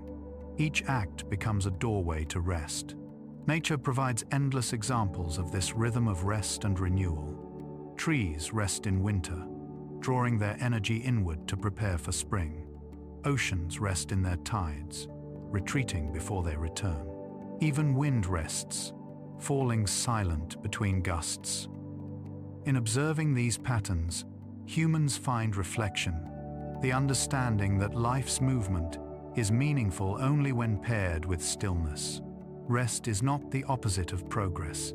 It is what makes progress possible. Without it, energy dissipates, creativity dulls, and the delicate harmony between mind and body begins to fray. Many traditions throughout history have recognized the sacredness of rest. Ancient cultures often wove periods of stillness into daily rituals: the Roman siesta, the Japanese tea ceremony, the contemplative hours of monastic life. These were not indulgences, but acknowledgements of human rhythm. They reflected an understanding that productivity without pause leads not to fulfillment, but to exhaustion. Even in moments of great activity, the wisest among them carried an inner calm, a deep rhythm of breathing that no turmoil could disturb. Rest, in this sense, was not an interruption but a constant companion, a reminder that stillness can coexist with motion. In the body, the effects of mindful rest are measurable. Blood pressure lowers, muscles loosen, and oxygen delivery improves. The brain's alpha waves, those associated with calm awareness, become more pronounced, creating a bridge between full wakefulness and the first stages of sleep. Over time, this practice strengthens resilience, teaching the nervous system that it can move gracefully between stress and peace. Just as athletes train their muscles to respond with precision, the mind can be trained to return to rest more easily, to recover more quickly from moments of strain. There is also a deeper rest, one that exists beneath all activity, the rest that comes from acceptance. When one ceases to struggle against time, against imperfection, against the unchangeable currents of life, a profound peace emerges. This is not resignation but understanding, a quiet surrender to the rhythm that carries all things. In this kind of rest, the mind no longer seeks to control every outcome. It simply observes, breathes, and trusts. This is the calm that poets describe, the stillness at the heart of motion, the peace that is found not by withdrawing from life, but by living it gently. As evening approaches and the body begins its descent towards sleep, all these smaller rests merge into one continuous flow. The mental pauses, the physical stillness, the emotional quiet, they prepare the mind for deeper surrender. Sleep, when it arrives, feels not like an escape, but a continuation of what began in wakefulness. The day itself becomes a cycle of expansion and return, activity and renewal, as natural as the ocean's tide. Each moment of rest, whether in waking or sleeping, is a reminder that peace is never far away. It is woven into the rhythm of existence itself. To live with restfulness is not to withdraw from the world, but to move through it with grace. It is to speak slowly enough to hear your own voice, to walk slowly enough to notice the wind. It is to let silence be part of every conversation, breath part of every thought. Rest, in its truest form, is not an act, but a state of being, a steady awareness of life's balance between doing and being, giving and receiving, waking and sleeping. So, even as the body prepares for another night of deep renewal, remember that rest has never truly left you. It is present in every breath that slows, every heartbeat that softens, every quiet pause between moments of thought. Whether in darkness or daylight, movement or stillness, rest is always within reach, the silent foundation upon which life builds its unending rhythm of peace. 8. The animal world of sleep, across the vast landscapes of the planet, under forest canopies, deep within oceans, and high in the mountains. All creatures share one ancient instinct, the need to rest. No matter how different their shapes, habitats, or habits may be, every living being carries within its cells a rhythm that alternates between activity and renewal. Sleep, in one form or another, touches nearly all life on Earth. It is a universal ritual of recovery, a quiet interlude woven into the endless movement of survival. The animal world, in its breathtaking diversity, reveals how rest is not a single state, but a spectrum of adaptations, each tuned perfectly to the environment that shaped it. Among the mammals, sleep takes on many remarkable forms. Some, like humans, surrender entirely to it, lying still and unresponsive for long stretches of the night. Others have evolved more flexible approaches. Dolphins, for example, cannot afford the luxury of complete unconsciousness. To sleep fully would mean sinking and drowning, yet to remain awake would drain their strength. Their solution is ingenious. They let one hemisphere of the brain rest, while the other stays alert. This phenomenon, known as unihemispheric slow-wave sleep, allows them to keep swimming, breathing, and watching for danger even as half their mind dreams. One eye closes while the other remains open, the body gliding gently through the quiet water. Seals, too, use this adaptation when at sea, switching between halves of the brain to rest in shifts. When they, to return to land, they abandon this divided state and slip into deep, symmetrical sleep, as though finally trusting the solid ground beneath them. Birds share a similar gift. Many species sleep with one eye open, resting one side of the brain while the other remains vigilant. Migrating birds can even sleep in flight, their wings carried by air currents as the mind drifts between wakefulness and slumber. In long journeys across continents and oceans, these brief snatches of rest keep them alive.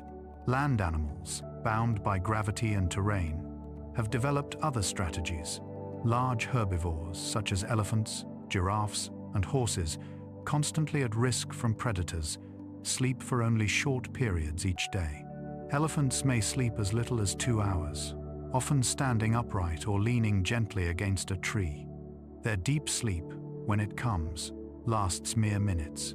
Yet it is enough. Giraffes lower their long necks onto their flanks for brief intervals, folding their legs beneath them in a delicate knot of bone and muscle. Always alert, they rise swiftly at the slightest sound, their great bodies swaying into motion once again. In contrast, lions secure at the top of the food chain spend up to 20 hours in rest. Their energy, conserved through long hours of stillness, is released in bursts of fierce activity when the time for hunting arrives. Primates, our closest relatives, sleep in ways that mirror both our patterns and our evolution. Great apes, such as chimpanzees and gorillas, build nests high in the trees each evening, weaving branches into soft cradles. There, swaying gently above the forest floor, they sleep deeply and peacefully. These nightly nests not only provide comfort but safety from predators and insects. The habit of creating a sleeping place, of preparing for rest, may have been one of the earliest forms of ritual in our ancestral past, a biological need that evolved into a behavioral art. Beyond the mammals, sleep transforms into even more curious forms. Reptiles, for instance, experience states resembling sleep, but without the distinct brainwave patterns seen in mammals and birds. Their rest is shallower, more like a pause in activity than a descent into deep unconsciousness.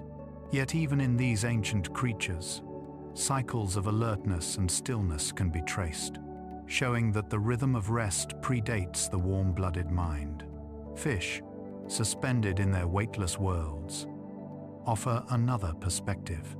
Some drift motionless in open water, fins moving slowly as their metabolism slows.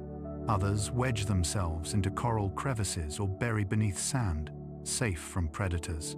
Parrotfish create a thin, transparent cocoon of mucus around their bodies as they rest, an invisible shield that masks their scent from hunting eels. In the ocean's depths, where light never reaches, many species live by internal clocks rather than external cues, sleeping in rhythmic cycles tuned to the faint shifts of current or the slow drift of nutrients. Through the dark, insects, too, rest in ways that echo the deeper patterns of life. Bees and butterflies enter states of stillness where movement ceases and responsiveness fades. A bee clinging to a flower at dusk remains there through the cool of night, its muscles relaxed, its wings folded like petals. The following morning, warmth and light awaken it again. Fruit flies, though small and fragile, show measurable sleep-like states, complete with cycles of rest and wakefulness, proving that even the smallest nervous systems share this fundamental need. Perhaps the most extraordinary sleepers are those who defy the ordinary boundaries of time. The brown bat, for instance, can sleep nearly 20 hours a day, hanging upside down in perfect stillness. In contrast, the desert-dwelling giraffe may sleep for minutes at a time, never fully relaxing. Hibernating animals, bears, hedgehogs, and ground squirrels among them, enter a deeper state still, known as torpor. During hibernation, the heartbeat slows to a fraction of its normal rate, breathing nearly stops, and body temperature drops close to the surrounding air. In this suspended calm, the animal conserves energy through months of scarcity, its life processes reduced to a whisper. When spring returns, the warmth awakens it, and the slow machinery of life begins to turn again. Some creatures practice a similar stillness in times of heat, rather than cold, a process called estivation. Snails seal themselves within their shells. Frogs burrow into cool mud, and certain fish encase themselves in mucus cocoons until rain returns. These forms of dormancy are reminders that rest is not limited to the night, nor to the turning of the day, but to the greater rhythm of survival itself. Every organism, in its own way, answers to the same silent law of balance between activity and pause. Birdsong at dawn marks the transition between these states.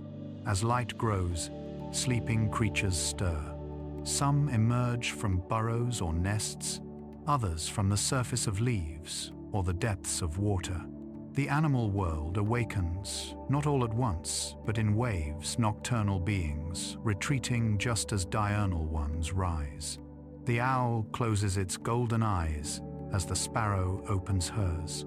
Each species keeps its appointed time, maintaining the balance of nature's great cycle. Sleep and wakefulness flow across the earth like tides, ensuring that energy is shared, that silence and sound take turns in the long conversation of life. When we observe animals at rest, we see reflections of ourselves. We recognize the same surrender to stillness, the same trust in darkness, the same renewal that follows. The cat curled in a sunbeam, the whale drifting through cold depths, the butterfly resting with folded wings, all participate in the same quiet mystery. The act of sleep connects every living thing to a shared origin. Long before consciousness evolved, before language or thought, there was this pattern: movement and stillness, effort and recovery. Sleep is the echo of that first rhythm, the heartbeat of life expressed in every species. In watching the animal world, one comes to understand that sleep is not weakness, but wisdom. It is a conversation between the body and its environment, an agreement with time and temperature, light and shadow. Each creature has discovered its own way to keep this balance, and in doing so, they remind us that rest is not a luxury of the human world, but a necessity of all existence. To rest, to sleep, to pause. These are not signs of vulnerability, but of harmony, proof that life itself understands the value of renewal. As the night deepens and the forests grow still, billions of living beings surrender to that universal rhythm.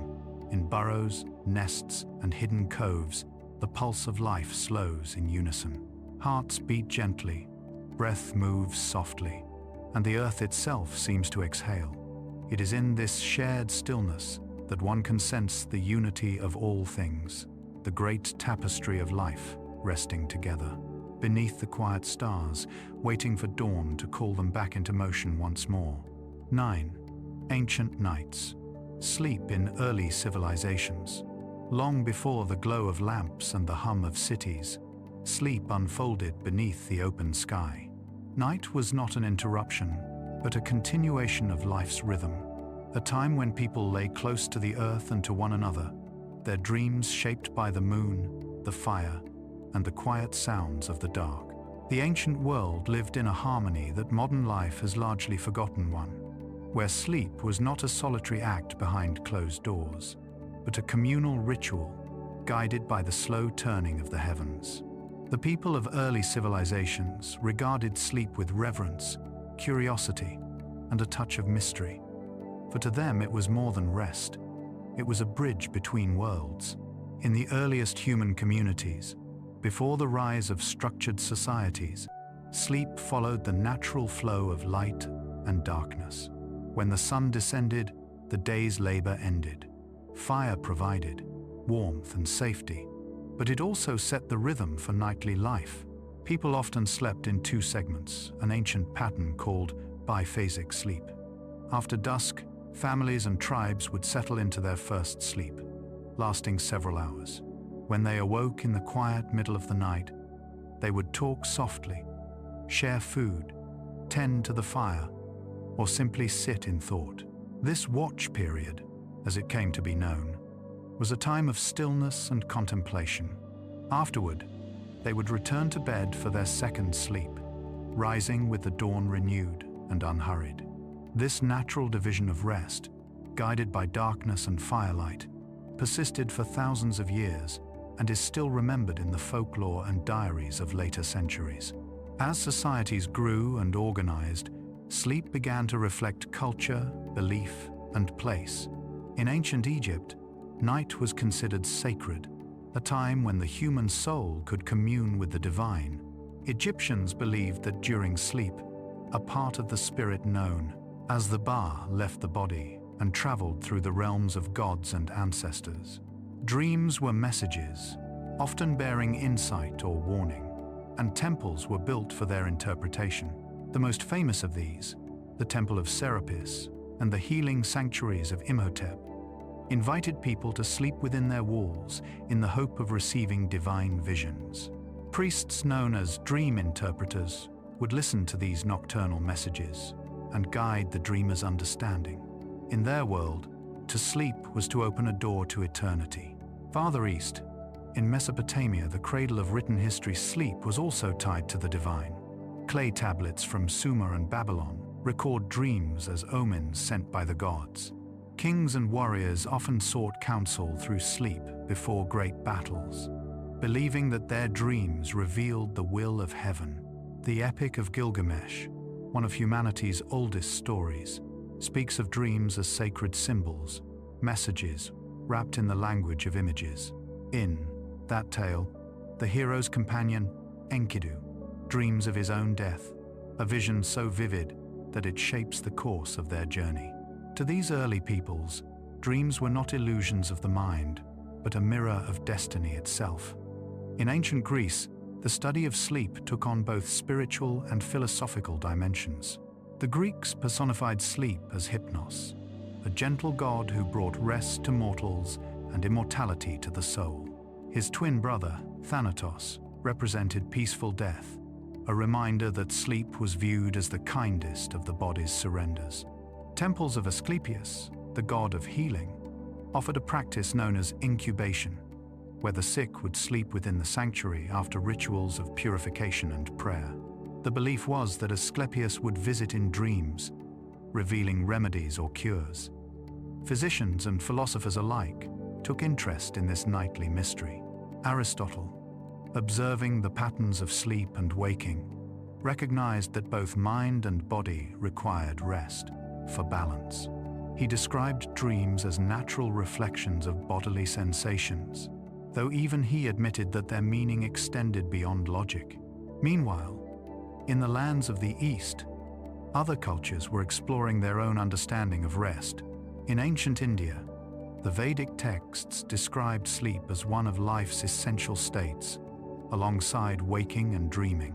The Upanishads' philosophical writings from the same era spoke of deep sleep as a return to the universal soul, a state of unity beyond thought or form.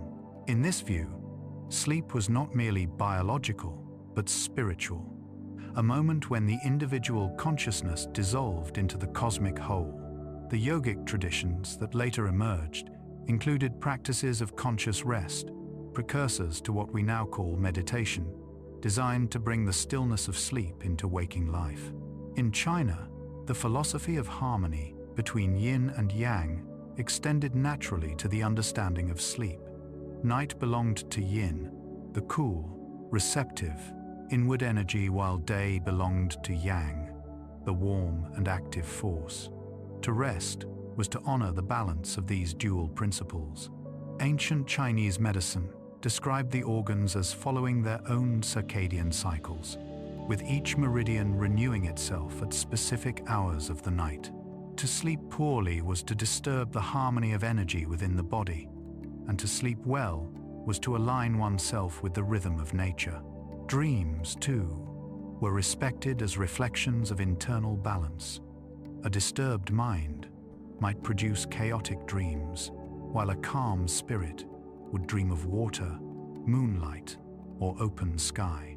The Romans, inheriting much of Greek thought, considered sleep both practical and philosophical. The poet Ovid described it as a universal equalizer, the common rest of all things. Seneca and Cicero spoke of it as the mind's rehearsal for death, a daily reminder of mortality and renewal. Yet Roman life, with its duties and ambitions, often allowed little space for rest, the wealthy sought. Sleep in cool, dark chambers lined with heavy curtains, while the laboring classes slept wherever they could, in courtyards, along stairways, or beside their tools. Even so, the empire moved according to natural light, its citizens rising at dawn and ending the day with the setting sun. Across the Atlantic, in the ancient civilizations of the Americas, the rhythms of sleep were closely tied to the cycles of nature. The Maya, whose knowledge of astronomy was among the most advanced of the ancient world, saw dreams as part of the cosmic order. They believed that the sleeping soul could travel to the spirit world, guided by celestial forces. Shamans and healers would interpret these journeys, using them to diagnose illness or divine the future. Among the Inca, sleep was a time of communion with ancestors, a bridge to those who had passed beyond the visible world.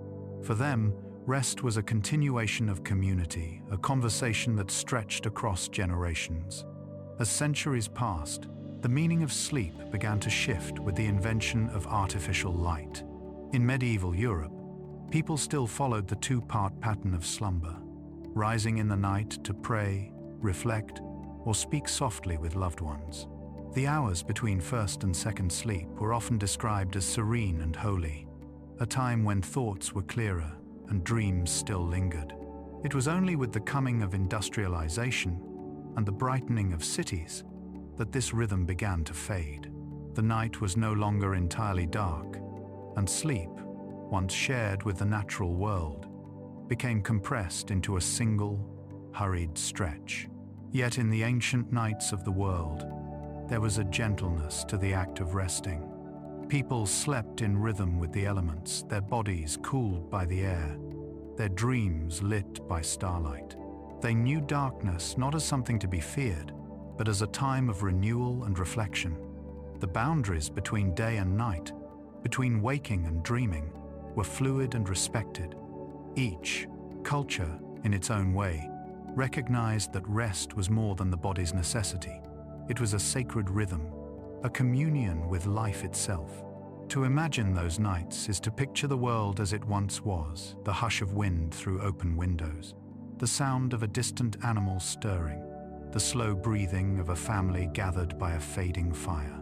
Above them, the stars wheel silently in their eternal dance, marking the same hours we still follow today. The people of those early civilizations may have lived thousands of years before us, but in their surrender to sleep, they were no different. They too dreamed, healed, and awoke to the promise of a new dawn.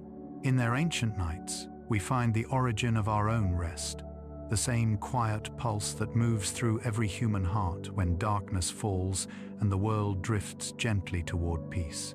10. The science of the nap.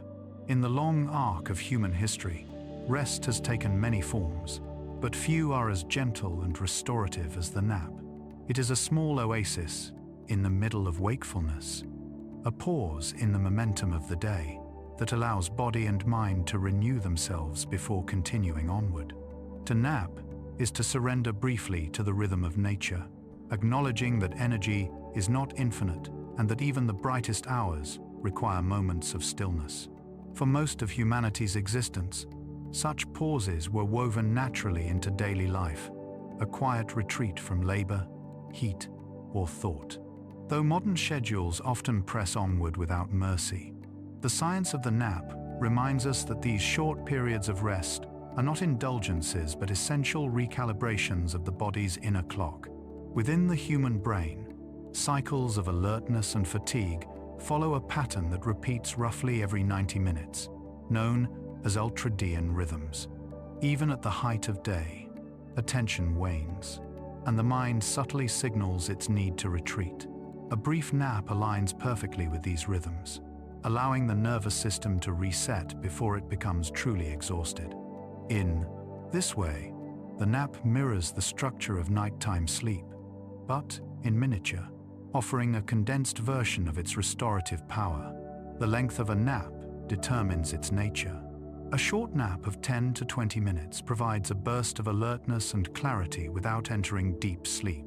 A longer nap of 60 to 90 minutes allows the body to complete a full cycle, including light, deep, and rapid eye movement stages, resulting in more profound rejuvenation.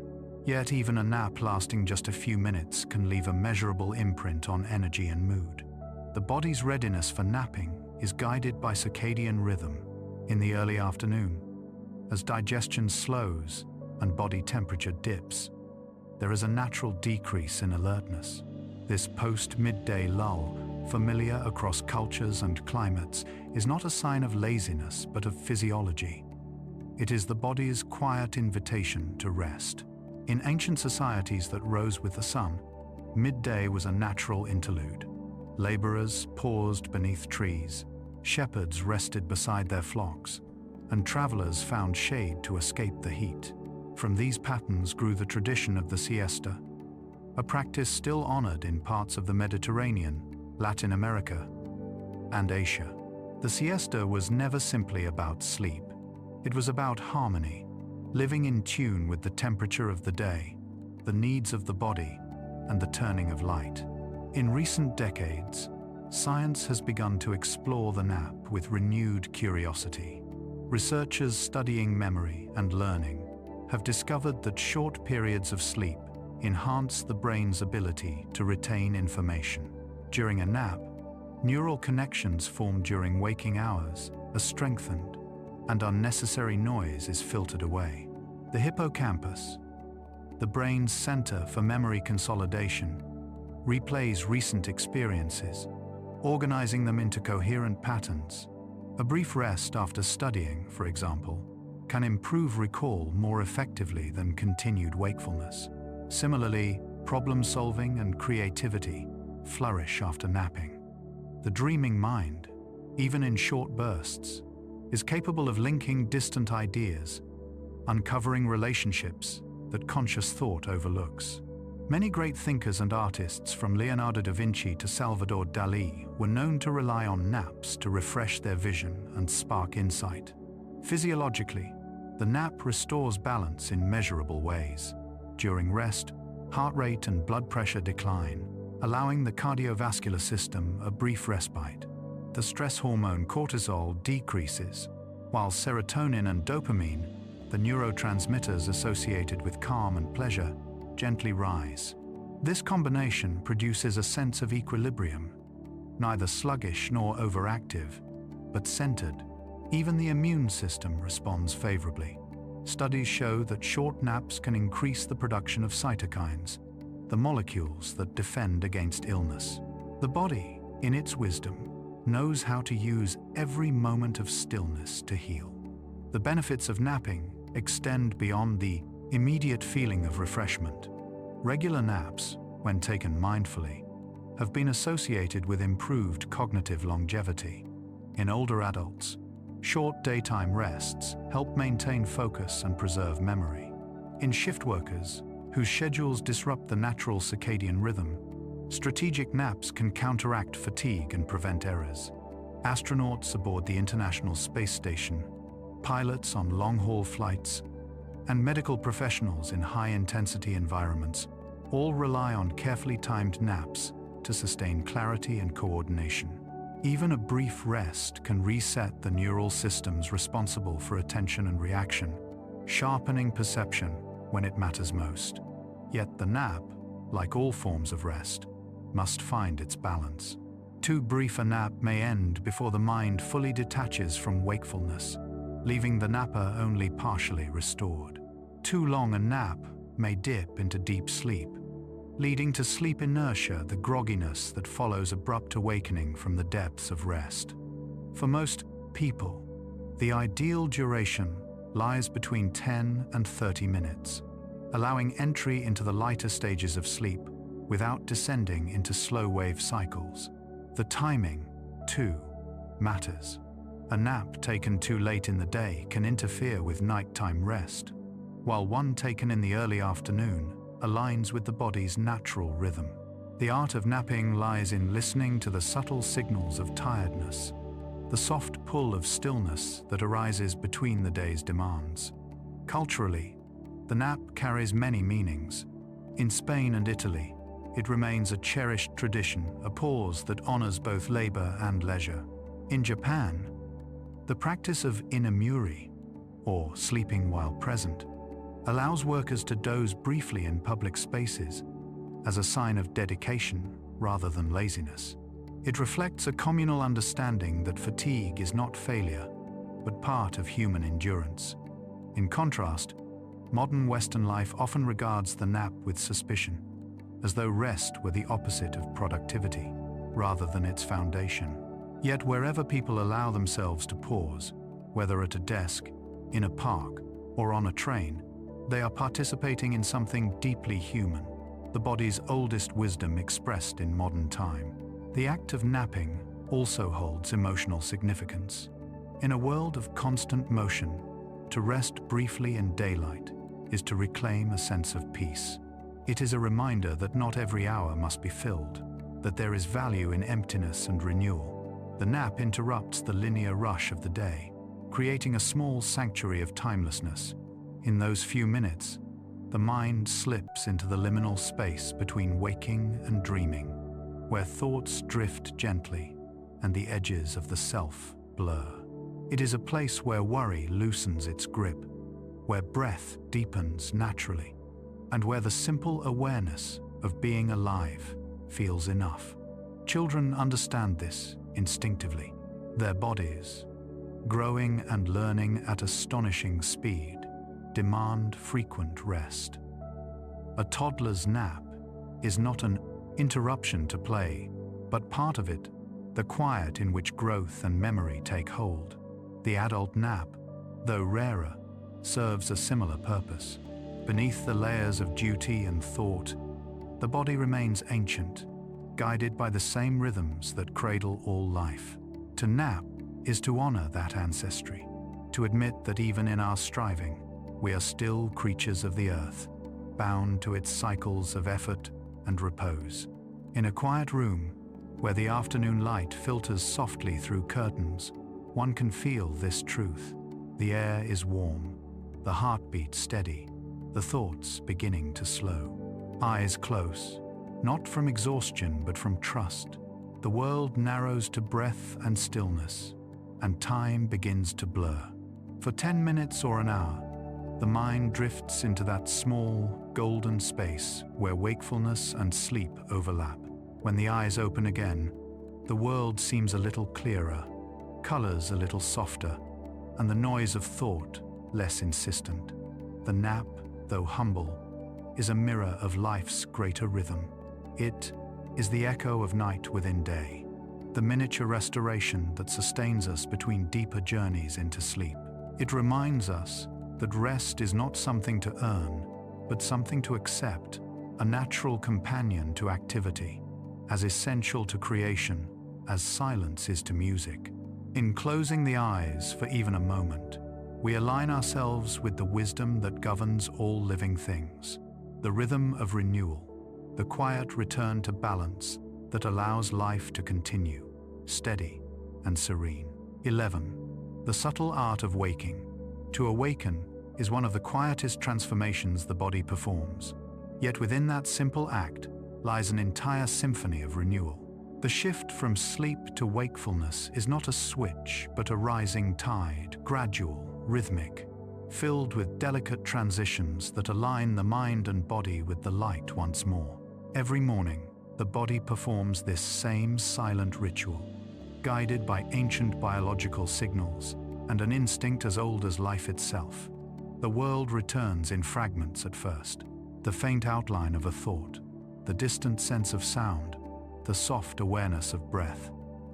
Then, gently, consciousness gathers itself, and we open our eyes. Waking, when allowed to unfold naturally, is a tender continuation of rest rather than its abrupt end. In the final stages of sleep, before awareness fully surfaces, the body begins to prepare. The master clock in the brain, the suprachiasmatic nucleus, senses the growing light through closed eyelids. Even the faintest glow of dawn sends signals through the optic nerves, triggering a cascade of biological changes. The pineal gland, which through the night had released melatonin to sustain rest, now slows its output. Cortisol, the hormone that encourages alertness, begins to rise gradually in the bloodstream. This early morning increase, known as the cortisol awakening response, is nature's way of readying the mind for focus and the body for motion. It is not a stress signal, as often misunderstood, but a balancing one, a natural rhythm that restores energy and clarity to the waking world. As the hormone tide shifts, heart rate begins to climb. The sleeping heart beats in long, unhurried intervals, but as morning approaches, its rhythm accelerates, gently preparing for the demands of movement. Body temperature, which dropped through the night, begins to rise again, signaling the metabolism to stir. Muscles, stiff from stillness, regain their suppleness, and the lungs expand more deeply with each breath. Every system reawakens in harmony, each responding to cues from the other, as though the body were tuning itself to daylight. These physiological transitions, though unseen, are profound. They are the slow reassembly of wakefulness from the architecture of rest. For the brain, waking is a journey from the quiet rhythms of delta waves to the faster, brighter frequencies of alpha and beta activity. During deep sleep, neurons fire in long, synchronized pulses, allowing restoration and repair. As dawn nears, these slow oscillations give way to more rapid patterns, signifying thought, awareness, and sensory readiness. The transition is delicate. If disrupted too suddenly by alarm, noise, or light too harsh, the brain struggles to synchronize, leaving the mind foggy and the body unsettled. This is why waking abruptly can feel like being torn from a dream. The inner harmony of sleep is still untangling itself from the outer demands of consciousness. There is an art to awakening, one that the body knows instinctively when allowed to move at its own pace. The first few minutes after opening the eyes are sacred in their simplicity. The mind, still half-rooted in the realm of dreams, has not yet resumed the full burden of thought. The world appears softer, shapes and sounds merging with the remnants of imagination. In these moments, awareness feels fragile, almost translucent. This threshold, the space between sleeping and waking, is one of quiet balance, a natural meditation where the mind is both alert and at peace. Across cultures and centuries, people have honored this gentle transition with morning rituals that mirror nature's own rhythm. Ancient Greeks greeted the dawn with silence, believing that the first light carried spiritual purity. In many Eastern traditions, the early hours are known as the time of Brahma Muhurta, the sacred pre-dawn period ideal for reflection, prayer, or meditation. The body, freshly rested, is receptive. The mind, still uncluttered by the day's concerns, moves easily towards stillness. Even in modern life, when mornings often begin with haste, there is power in reclaiming these first minutes as moments of grace. To breathe slowly, to stretch the limbs, to let light fall gently on the eyes. These are small acts of alignment that remind the body of its rhythm. The sensation of stretching after waking is one of life's simplest pleasures, yet it carries deep physiological purpose. As the muscles contract and extend, they activate circulation, sending fresh oxygen through the blood. The gentle movements realign joints, release residual stiffness, and awaken the proprioceptive sense, the body's awareness of its own position. This instinctive stretching, known as pandiculation, is observed across the animal kingdom.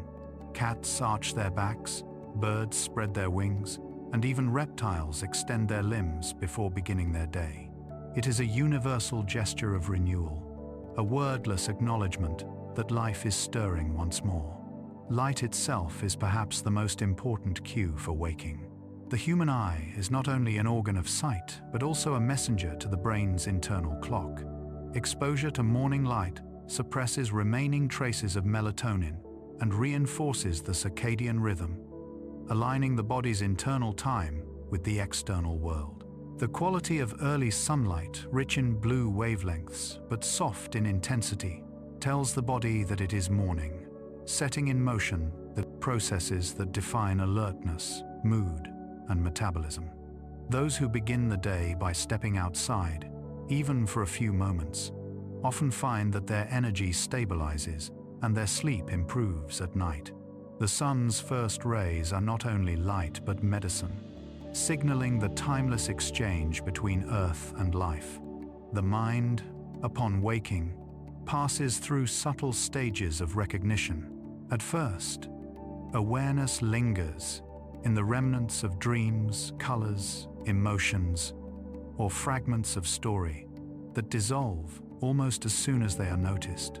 These traces, though fleeting, serve an important function.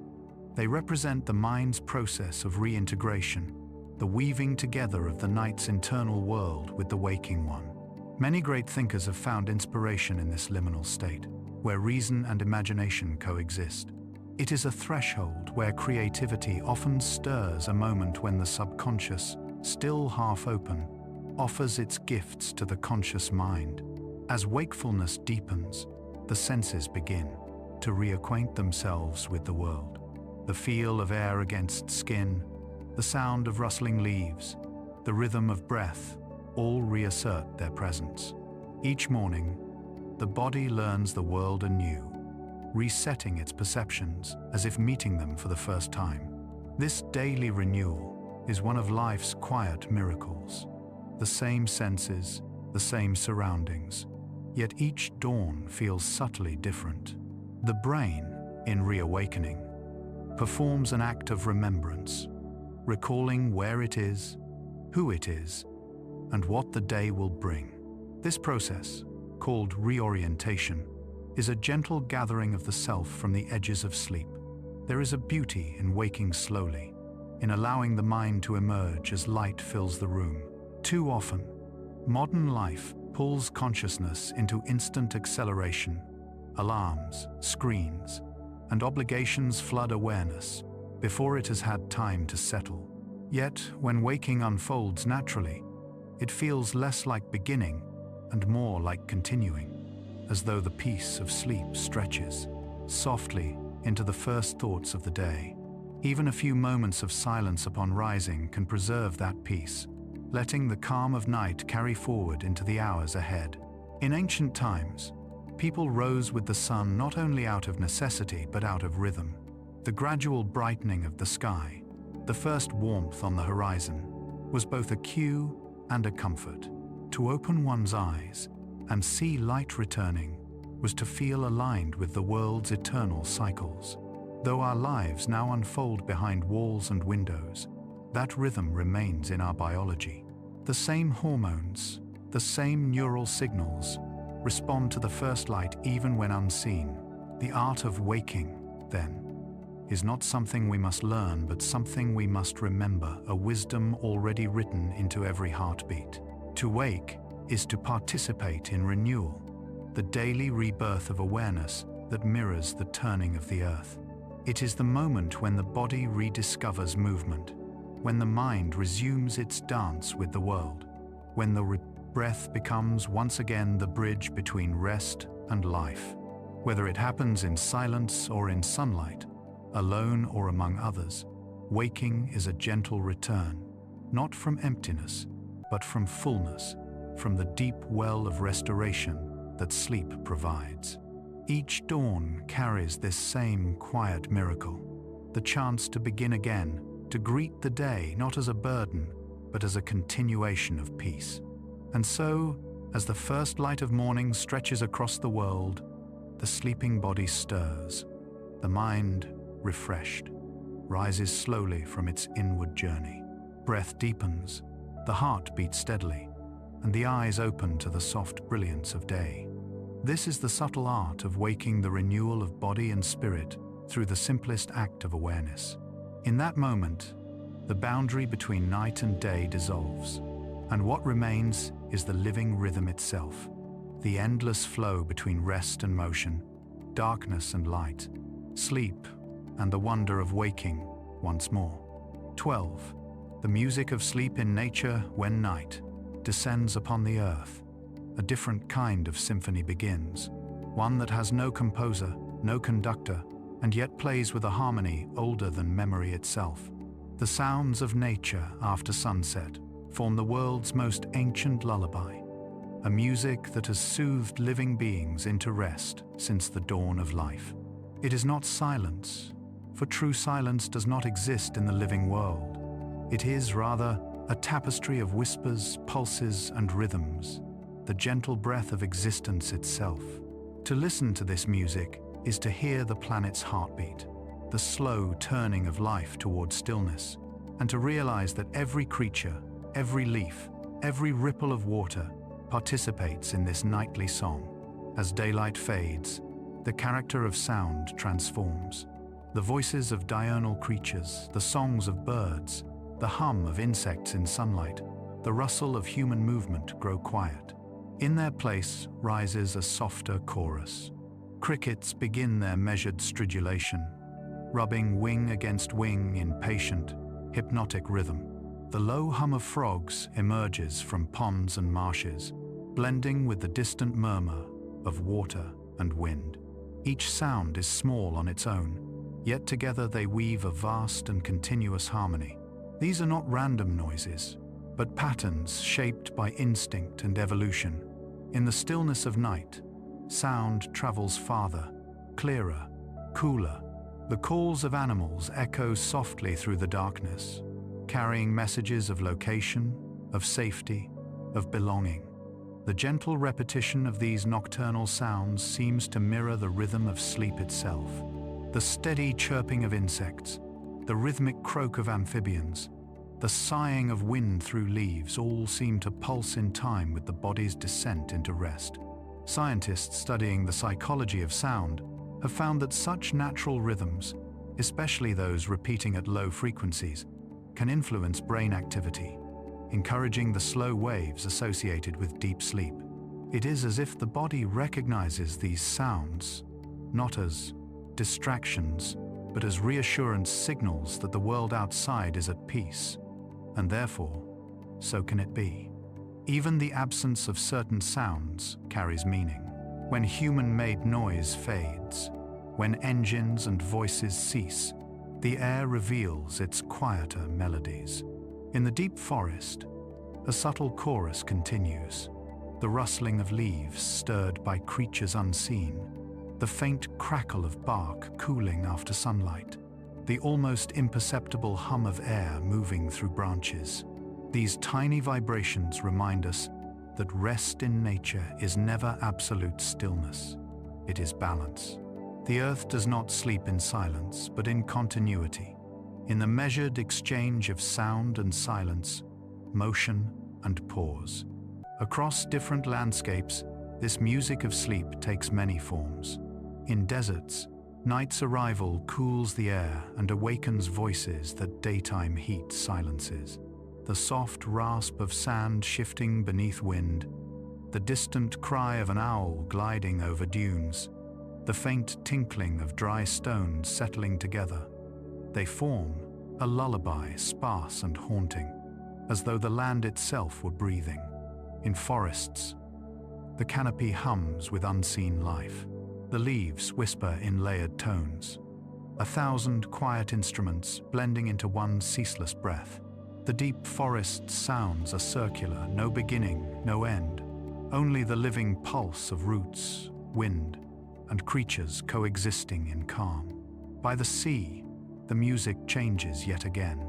The ocean speaks in waves, endlessly rising and falling, a sound both immense and soothing. The rhythm of water against shore has long been compared to breath, the inhale of the tide advancing, the exhale of its retreat. This sound, constant yet never identical, is one of the few that human infants recognize instinctively as calming. It mirrors the heartbeat and the breathing patterns that surrounded them in the womb.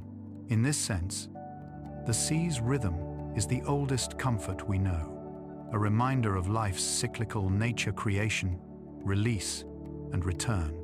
Mountains, too, hold their own nocturnal soundscape.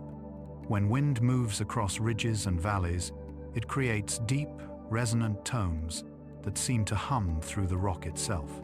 Sometimes the air produces faint whistling notes, shaped by the contours of stone. The sound is ancient, elemental, untouched by time. To sleep in such a place is to feel the earth's slow vibration, a music not of melody, but of presence. High above, where human noise fades entirely, the night sky itself feels audible, the vastness of it, The quiet so complete that it becomes its own sound seems to lull the heart into the same still rhythm that governs the stars. Throughout history, humans have drawn comfort and inspiration from the night's natural symphony. Long before mechanical lullabies and digital soundscapes, people listened to the world itself to fall asleep. In small villages, the chorus of crickets and frogs signaled safety. It meant that predators were far and the night undisturbed. Sailors resting on their ships trusted the steady crash of waves as both lullaby and assurance of direction. Nomads in the desert listened to the low hum of wind and sand, its constancy guiding their circadian rhythms. Even now, recordings of rain, ocean, surf, or forest sounds are used across the world to aid sleep, an unconscious return to the sounds that cradled our species for millennia. There is science behind this ancient comfort. Sound has the power to shape emotion and physiology. Steady, low-frequency noise, what we call white or pink noise, masks abrupt changes in the environment, allowing the brain to relax its vigilance. The continuous murmur of natural sounds creates a sense of constancy, reducing the startle reflex that might otherwise disturb rest. Moreover, the rhythms of nature often fall within frequencies that match our own biological cycles. The pulse of waves or the repetition of rain aligns subtly with the cadence of the heart, the rise and fall of breath. This resonance may explain why such sounds are almost universally calming. They reflect back to us the patterns already within our bodies. Beyond the science, there is something deeply emotional in the connection between nature's sounds and sleep. Each sound carries memory. The gentle patter of rain evokes shelter, safety, and reflection. The crackling of fire recalls warmth and companionship.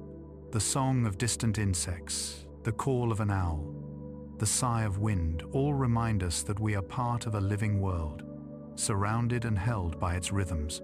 In listening to these sounds, we are reminded that sleep is not isolation but participation, the body joining in the planet's nightly act of renewal. Even in cities, where artificial noise often masks the subtler notes of the earth, fragments of this music still reach us. The whisper of wind through buildings, the rhythmic swaying of trees along sidewalks, the soft murmur of distant rain on rooftops. These are remnants of the larger symphony, faint but present. When we close our eyes and listen deeply, we can still find that ancient rhythm beneath the noise, the same pulse that connects us to forests, mountains, and oceans.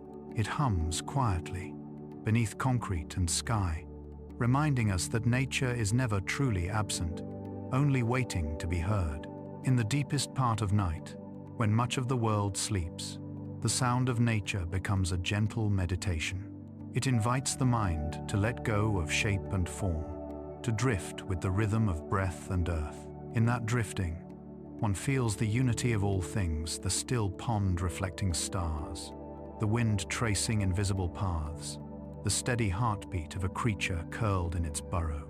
The music of sleep in nature is the sound of the world remembering itself, an endless lullaby that cradles both silence and sound, movement and rest. And as we listen, whether through the whisper of rain, the song of crickets, or the breath of the sea, we recognize something profoundly familiar. The sounds that soothe us at night are not outside us. They are echoes of our own rhythm, reflections of the same cycles that sustain life. In that recognition, peace unfolds. The body softens, the mind releases its weight, and the listener becomes part of the music itself, another note in the vast harmony of night, resting in the eternal song of the living world. 13. Sleep and memory. Each night, as we drift beyond the edges of wakefulness, the mind begins its most delicate work, the quiet organization of memory. Sleep, often mistaken for a pause in thought, is in truth a hidden act of remembering.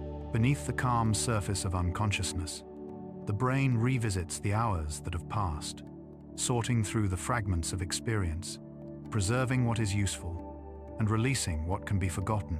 Every dream, every shift in neural rhythm, serves this ancient purpose.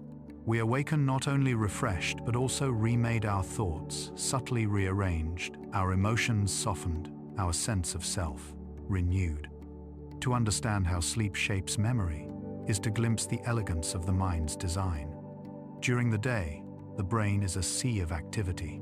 It absorbs impressions, solves problems, navigates emotions, and interacts with the world in an unending stream of stimulation. Every moment leaves a trace, a pattern of electrical signals, a fleeting connection between neurons. These traces, called memory engrams, are fragile at first, easily lost to distraction or fatigue. It is only in sleep that they take root. As we rest, these patterns are replayed, reinforced, and woven into the more stable architecture of long-term memory. In this sense, sleep is not the absence of consciousness, but its silent architect. The process begins in the hippocampus, a curved structure deep within the brain that acts as a temporary archive for new experiences. During wakefulness, the hippocampus records events much like a camera capturing frames of life, but it can only hold so much before it must transfer these memories to more permanent storage in the neocortex. This transfer takes place during sleep, particularly during the slow-wave phases of non-REM rest. As the brain enters this deep, rhythmic state, the hippocampus replays the day's neural activity in brief, coordinated bursts. These bursts are mirrored by corresponding patterns in the cortex, as if one region were teaching another. Over hours, the two systems synchronize, engraving the memory from a temporary to a lasting form.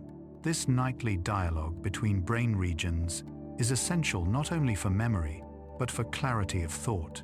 Without it, the mind becomes cluttered, overburdened with unprocessed impressions. Studies of sleep deprivation reveal how quickly this harmony unravels. After a single sleepless night, the hippocampus struggles to encode new information, leading to forgetfulness and confusion. The brain, deprived of its nightly restoration, begins to lose the ability to distinguish what is meaningful from what is trivial. In this sense, sleep is the mind's curator, deciding which experiences will remain and which will fade quietly into the background of memory. Dreaming, too, plays its part in this subtle alchemy. During rapid eye movement sleep, when the brain is most active and imagination roams freely, emotions are integrated into memory. The vivid and often surreal narratives that unfold in dreams serve a psychological function. They blend feelings with recollections, allowing us to process experiences that were too intense or complex to face fully while awake. The amygdala, a region associated with emotion, is highly active during REM, while the prefrontal cortex, the seat of logic and inhibition, becomes quieter. In this liberated state, the mind rearranges its experiences, weaving them into symbolic stories that help to regulate emotion. The result is a quieter heart upon waking, a mind less burdened by the weight of unprocessed feeling. In this way, dreams can be seen as the emotional counterpart to the hippocampal work of factual consolidation.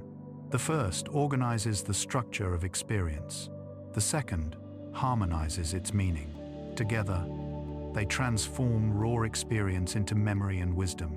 It is not unusual to awaken after a troubling dream and find that something within has been resolved, a worry diminished, a sorrow softened, an understanding quietly born.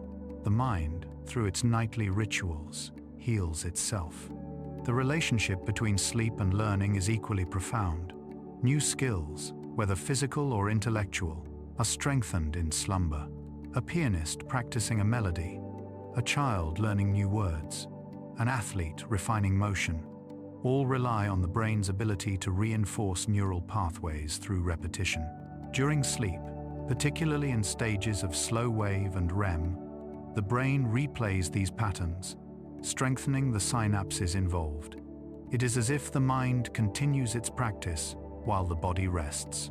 The next day, the movements feel smoother, the recall easier, the understanding clearer. Sleep, therefore, is not merely recovery but continuation, the unseen half of every act of learning. Emotional memory also depends upon sleep's balancing touch. During wakefulness, the amygdala reacts sharply to threat and stress, alerting the body to danger.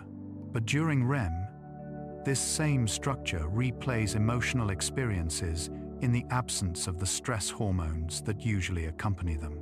It is a form of gentle exposure therapy.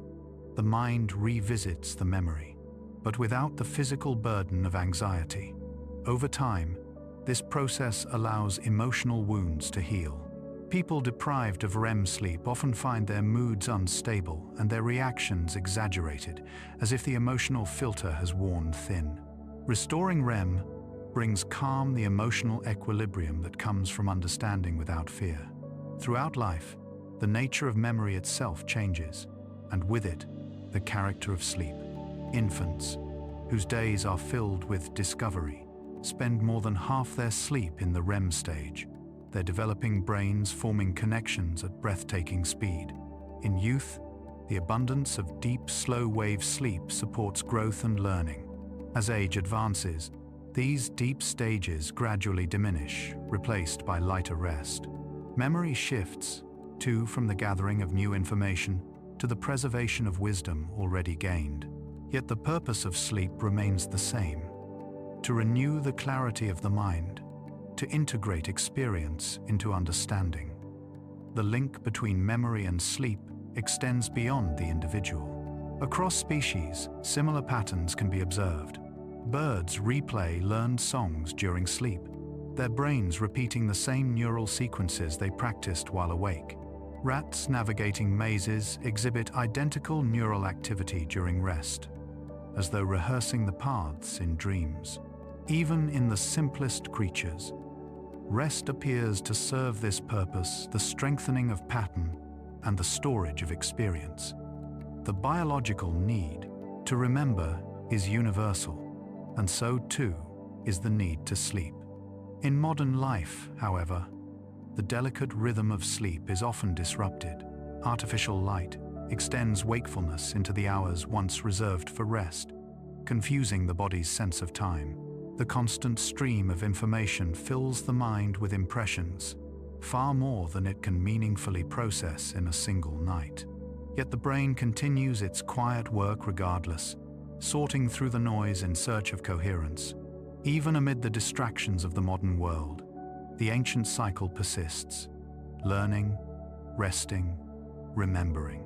Each night the mind restores order to the chaos of experience, weaving the fragments of the day into the ongoing narrative of the self. There is a certain poetry in this unseen labor. While we sleep, the mind gathers the scattered pieces of our lives, moments of laughter, of sorrow, of wonder, and binds them together into the tapestry of memory. We awaken each morning carrying the weight of who we have been, but also the lightness of renewal, for much of what was unnecessary has been gently let go. The brain, ever faithful, keeps only what serves the rhythm of our becoming. In this way, sleep is the keeper of continuity. It allows us to remain ourselves through the passage of time, preserving the thread of identity, even as each day changes us. Without it, memory frays, emotion overwhelms, and thought loses coherence. With it, we remember not only facts and faces, but meaning, connection, and belonging. Sleep is both the night's rest and the mind's work, the tender balance between stillness and creation. So, when the body sinks into its nightly rhythm and consciousness fades into the quiet dark, know that the mind does not vanish into nothingness. It listens, it reflects, it rewrites. The music of memory continues, inaudible yet eternal, shaping who we are and who we will become. Sleep, the most familiar of mysteries, remains the greatest teacher, the unseen companion of every lesson. the gentle guardian of all that we remember and all that we are. 14. The architecture of dreams. Every night, when the mind drifts beyond the edges of wakefulness, it enters a landscape without boundaries, a realm where logic dissolves, where time folds in on itself, and where imagination becomes the architect of experience. This is the world of dreams, an inner cosmos built from memory, emotion, and desire, shaped anew each night by the rhythms of sleep. The architecture of dreams is not made of stone or wood, but of thought and feeling. It rises and falls like mist, changing form with every breath of consciousness. To dream is to wander through the vast terrain of the mind, to explore its hidden corridors, and to witness its quiet artistry at work. In the beginning of sleep, before dreams fully bloom, the body falls into a slow, rhythmic descent. Heartbeat and breathing calm, temperature drops, and the mind moves through gentle waves of non-REM sleep, a state of physical restoration. But as the night deepens, the cycles of rest grow more intricate. Every 90 minutes or so, the brain enters the realm of rapid eye movement, or REM sleep. And within that shifting electrical pattern, dreams emerge like constellations across the dark canvas of the mind. The eyes dart beneath their lids, as if following unseen landscapes, while the body remains still, protected by the paralysis that keeps thought from becoming motion. It is in this paradox, intense mental activity within perfect stillness, that the architecture of dreams is constructed. The foundation of every dream lies in memory. The brain draws from the vast archive of lived experience, selecting fragments of faces, voices, places, and sensations. Yet these elements are not replayed as they were. The dreaming mind is not a recorder but a composer. It deconstructs and rearranges the pieces, weaving them into new and often surreal designs. A city street may blend with the texture of a childhood home. A friend may speak with the voice of a stranger. Mountains may rise from oceans, and doors may open into endless skies. The logic of the waking world gives way to a deeper, more fluid intelligence, one guided not by order but by meaning. In this sense, dreams are the language of the subconscious, speaking in symbols rather than words. They express what the waking mind cannot, giving form to thoughts too subtle or too complex to articulate. A dream of falling, for instance, may mirror the sensation of losing control, while a dream of flight may reflect freedom or transcendence. Yet these interpretations are never fixed.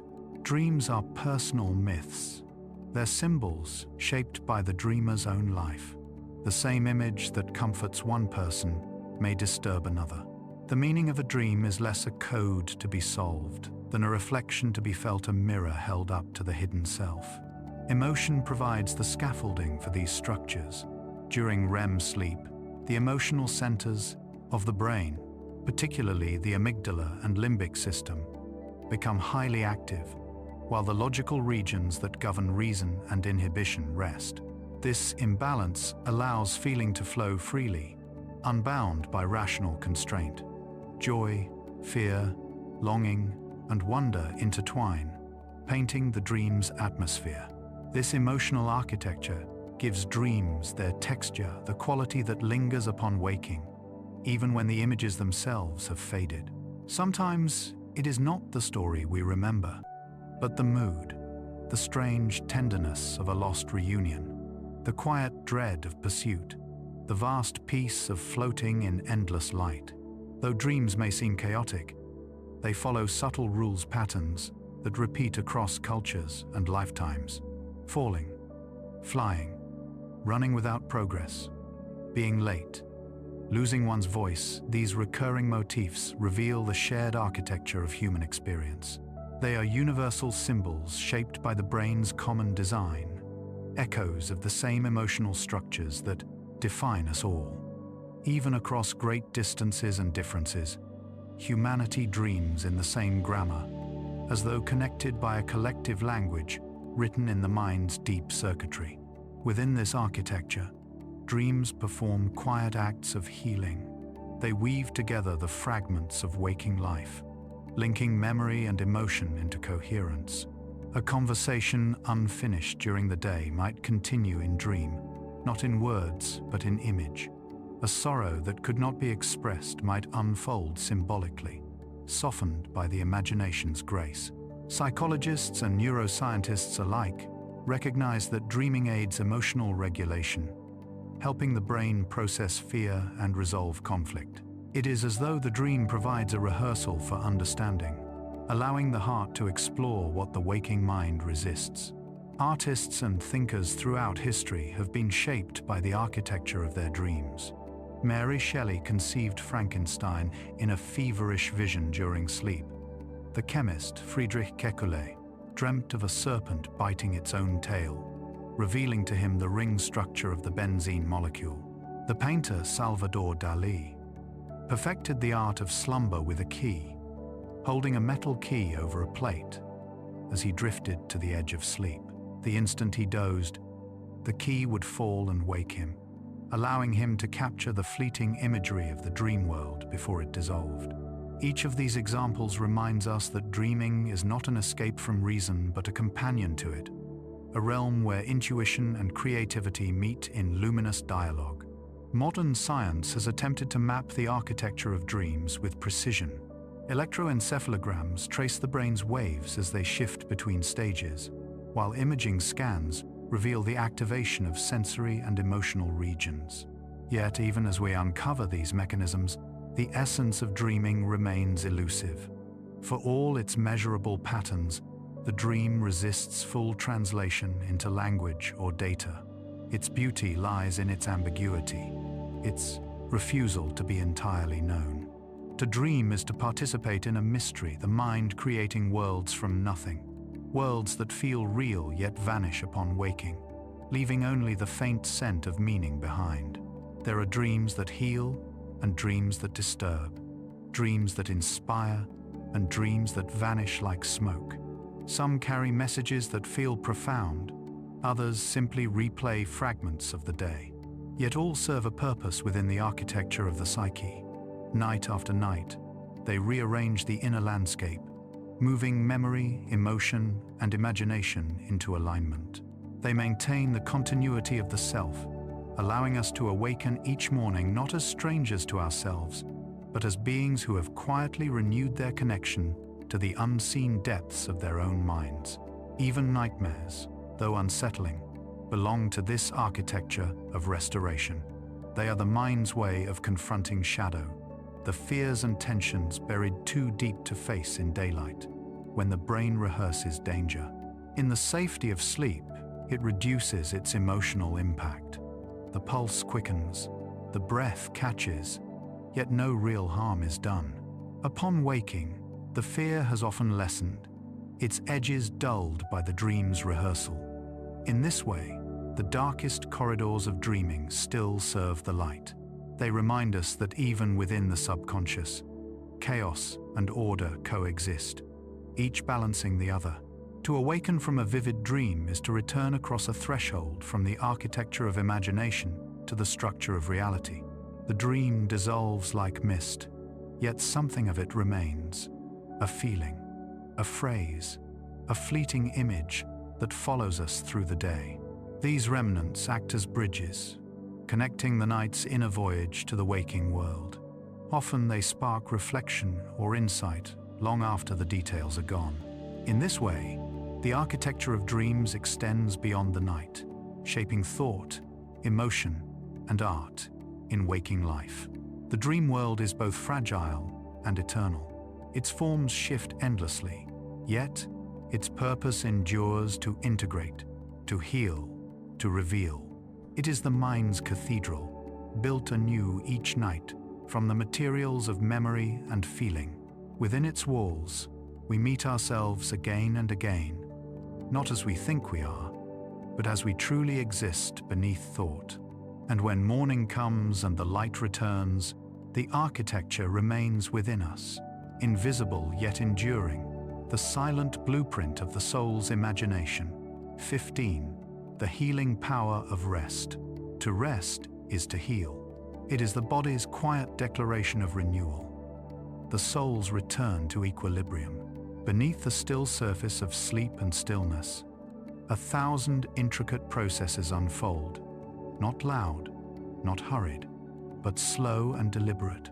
As if the universe itself were breathing through the human form, the healing power of rest is not a metaphor, but a biological truth, a rhythm as old as life. Every creature, from the smallest insect to the largest whale, follows this law of recovery. Every leaf closes when light fades. Every muscle softens when the day's energy wanes. Rest is not an absence of activity.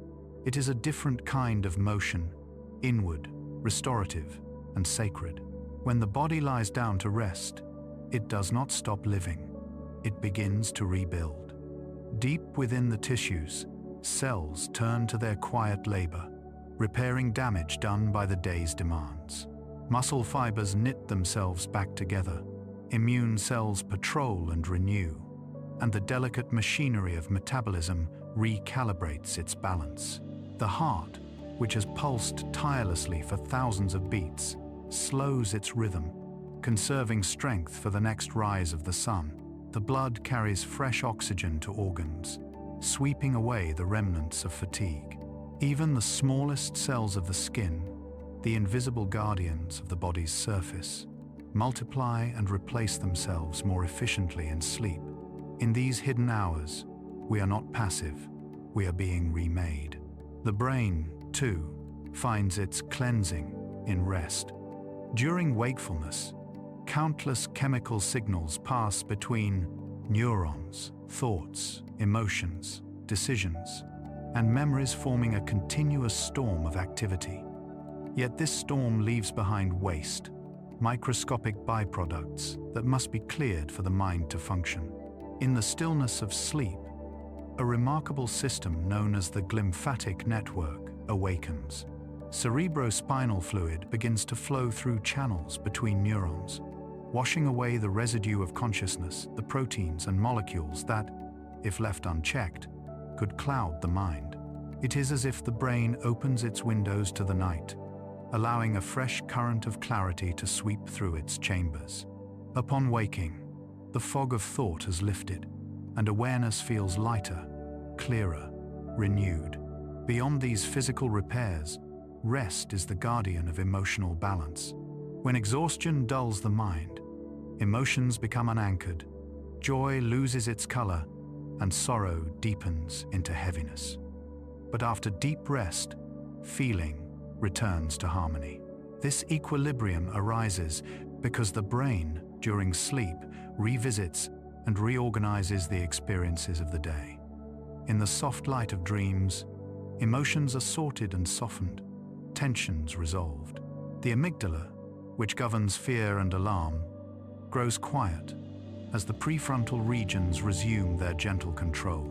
What troubled us yesterday may still exist, yet its edges are blunted.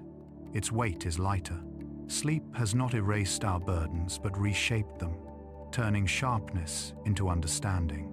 The healing power of rest extends beyond the individual body to the subtle field of energy that surrounds all living things. When one rests deeply, breathing slows and aligns with the heart's rhythm, producing what physiologists call coherence, a state where body and mind move as one. In this coherence, the nervous system shifts away from vigilance and into restoration. The parasympathetic branch, the part responsible for calm, digestion, and healing, takes command. Blood flows freely, inflammation decreases, and the immune system strengthens. It is in this state that wounds close faster, illnesses subside more quickly, and the subtle aches of being alive ease their hold. The simple act of slowing down is the body's signal to heal itself. Rest is also the unseen companion of creativity. When the mind is still, ideas begin to form, not through force, but through spaciousness. The great leaps of insight that define art and science often arise not in moments of tension, but in intervals of rest, while walking quietly, drifting before sleep, or gazing into the distance. This is because rest allows neural networks to communicate freely across boundaries, forging connections that wakefulness, bound by focus, might overlook. The brain at rest is like a lake without ripples. Reflections deepen, and patterns become visible. In those moments of calm, thought turns from linear to fluid, and creation emerges from stillness. The heart, too, finds its renewal in rest. Throughout the day, it responds to every rise and fall of emotion, every wave of movement. But in quiet moments, when breath slows and muscles soften, it recalibrates its rhythm. The resting heart does not merely beat slower, it beats more harmoniously. Variability between beats increases, a sign of resilience and vitality. This flexibility allows the heart to adapt to whatever comes next, exertion, joy, or sorrow. To rest, then, is to fortify the heart not by resistance, but by rhythm, to let it remember its natural music. Even the immune system follows the rhythm of rest. During sleep, the body releases cytokines, small proteins that guide the immune response. These molecules identify threats, repair tissues, and regulate inflammation. Without sufficient rest, their production falters, leaving the body vulnerable to infection and slowing the recovery from injury. Yet when sleep is deep and consistent, the immune system flourishes, readying the body for the challenges of the waking world. Rest is the unseen healer, coordinating defenses, stitching the fabric of health while consciousness dreams elsewhere. But healing is not confined to the physical realm. There is also the restoration of the spirit, the quiet mending of the inner self. Modern life often fractures attention, scattering it across countless distractions. The result is not only fatigue, but a subtle estrangement from one's own presence. Rest restores that connection. When the mind quiets, the self gathers again. In that stillness, awareness returns to the simple rhythm of existence. Breath moving in, breath moving out, heartbeat steady beneath it all. This return is not grand or dramatic. It is humble and complete. To rest deeply is to remember that one is alive, that being is enough, and that peace is not found in doing, but in being still. In ancient traditions, rest was always regarded as sacred. Monks in remote monasteries rose and slept by the sun, their lives marked by cycles of work and silence. Indigenous cultures viewed rest not as withdrawal, but as alignment with the earth's pulse. Even the land itself was allowed to rest, fields left fallow, so that fertility could return, forests renewing in the absence of disturbance. These practices reflected an understanding that life, in all its forms, requires intervals of stillness to remain whole. To overuse, to overwork, to refuse, rest was seen as imbalance, an offense against the natural order. Today, as humanity races faster than its rhythm, the wisdom of rest has become more precious than ever. The body continues to carry the same ancient instructions: slow down, breathe, lie still, and renew. Yet the mind resists, chasing thoughts long into the night. In these times, to rest has become a quiet form of resistance, a reclaiming of the right to be unhurried, to be whole. Rest is not a luxury reserved for leisure. It is the foundation of vitality, creativity, and peace. To lie down at the end of a long day and feel the breath deepen is to participate in this timeless act of healing. The pulse slows, the muscles loosen, the thoughts begin to dissolve into quiet. In that moment, something ancient awakens the body's instinct to restore itself, the spirit's desire to return to balance. This is the gift of rest, not escape from life, but return to its center. When morning comes and light filters through the quiet room, the renewal is invisible but complete. The heart beats stronger, the mind steadier, the breath lighter. The body has remembered its design, the spirit its rhythm. The healing power of rest is not merely in what it restores, but in what it reminds us that we are creatures of rhythm and stillness, that even in our motion we belong to the silence from which all life begins. In the gentle act of resting, we touch the essence of existence itself, the soft and endless harmony that sustains all living things. 16. The night and the stars. When the last light of the sun fades beyond the horizon, the world changes its language. The colors that filled the day surrender to shades of blue and silver, and the air itself seems to slow, heavy with quiet expectation. Night arrives not as an ending, but as a turning, a return to stillness, to reflection, to the cosmic rhythm that pulses just beyond sight. It is during these hours that the stars emerge, patient and eternal, spreading across the sky like ancient thoughts. Humanity has always looked upward at this dark expanse and felt both small and infinite, both grounded and lifted. The night sky is not only a spectacle, but a companion, an unspoken teacher that reminds us of our place in the great unfolding of time. Long before there were clocks or calendars, the stars were the world's first keepers of rhythm.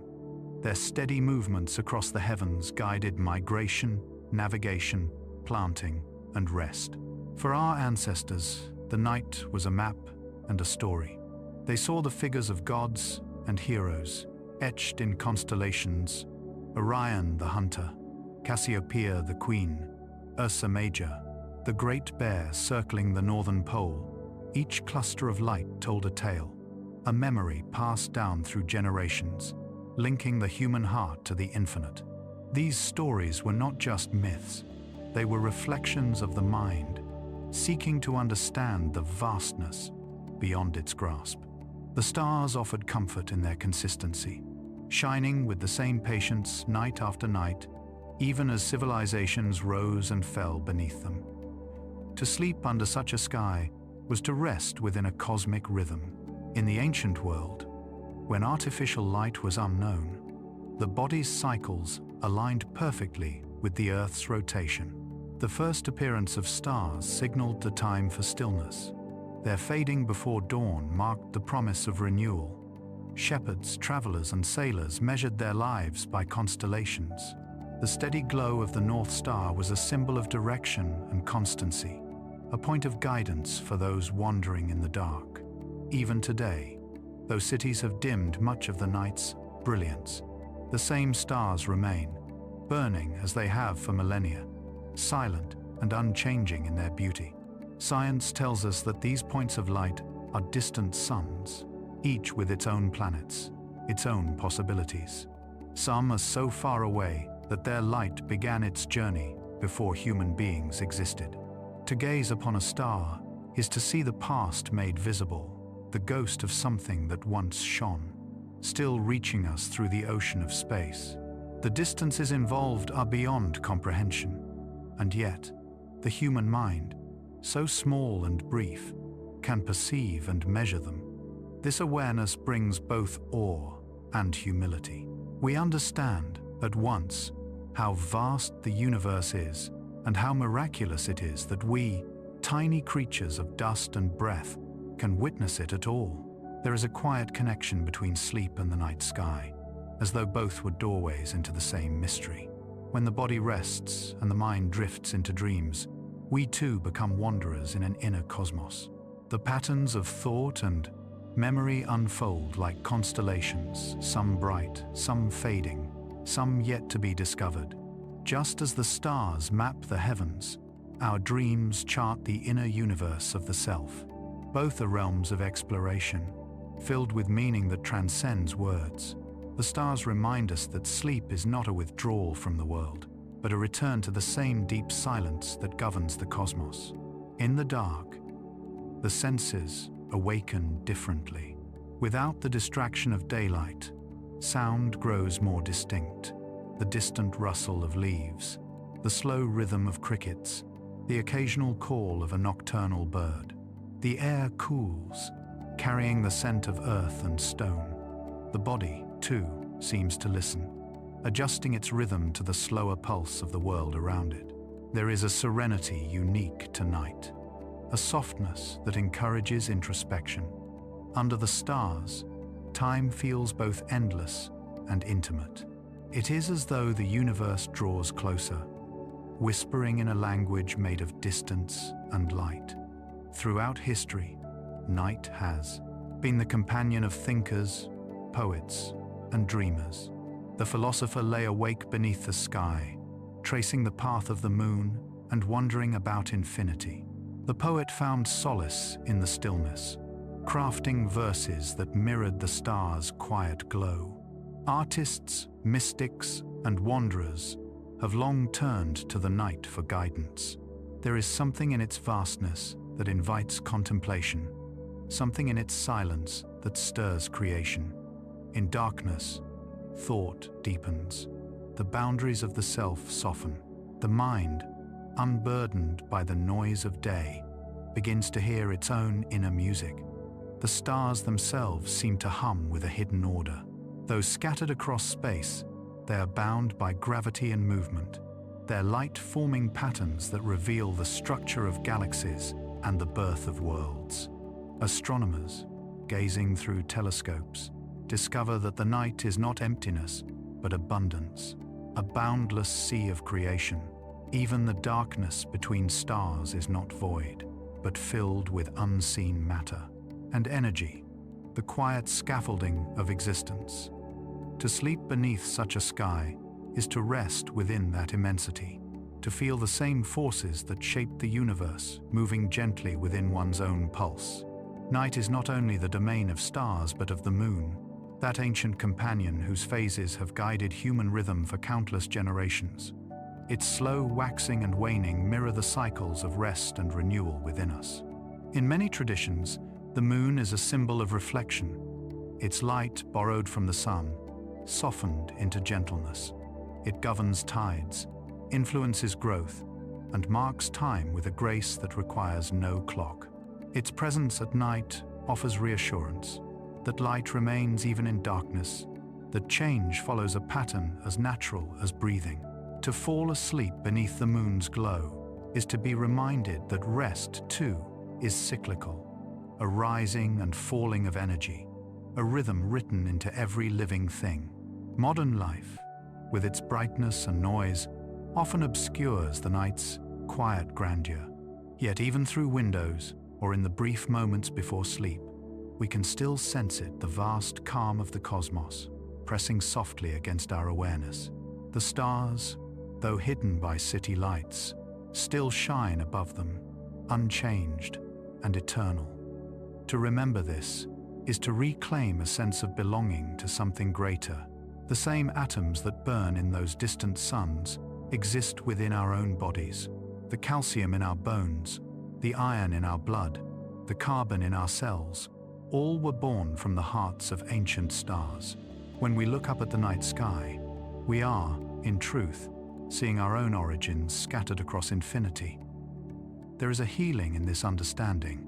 The night and the stars remind us that rest is not only a human need but a cosmic principle. Even galaxies have their quiet phases, their moments of balance between creation and stillness. To rest is to align with that universal rhythm, to become, for a moment, part of the harmony that sustains all things. The stars shine not because they strive, but because it is their nature. Likewise, the body heals not through effort, but through surrender. As the night deepens and the stars turn overhead, the world enters a vast peace.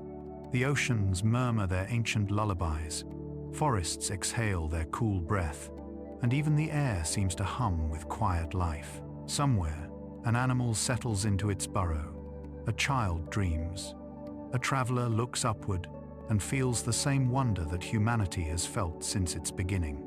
The stars remain, distant yet familiar, their light crossing unimaginable distances to reach us, proof that connection endures even through space and time.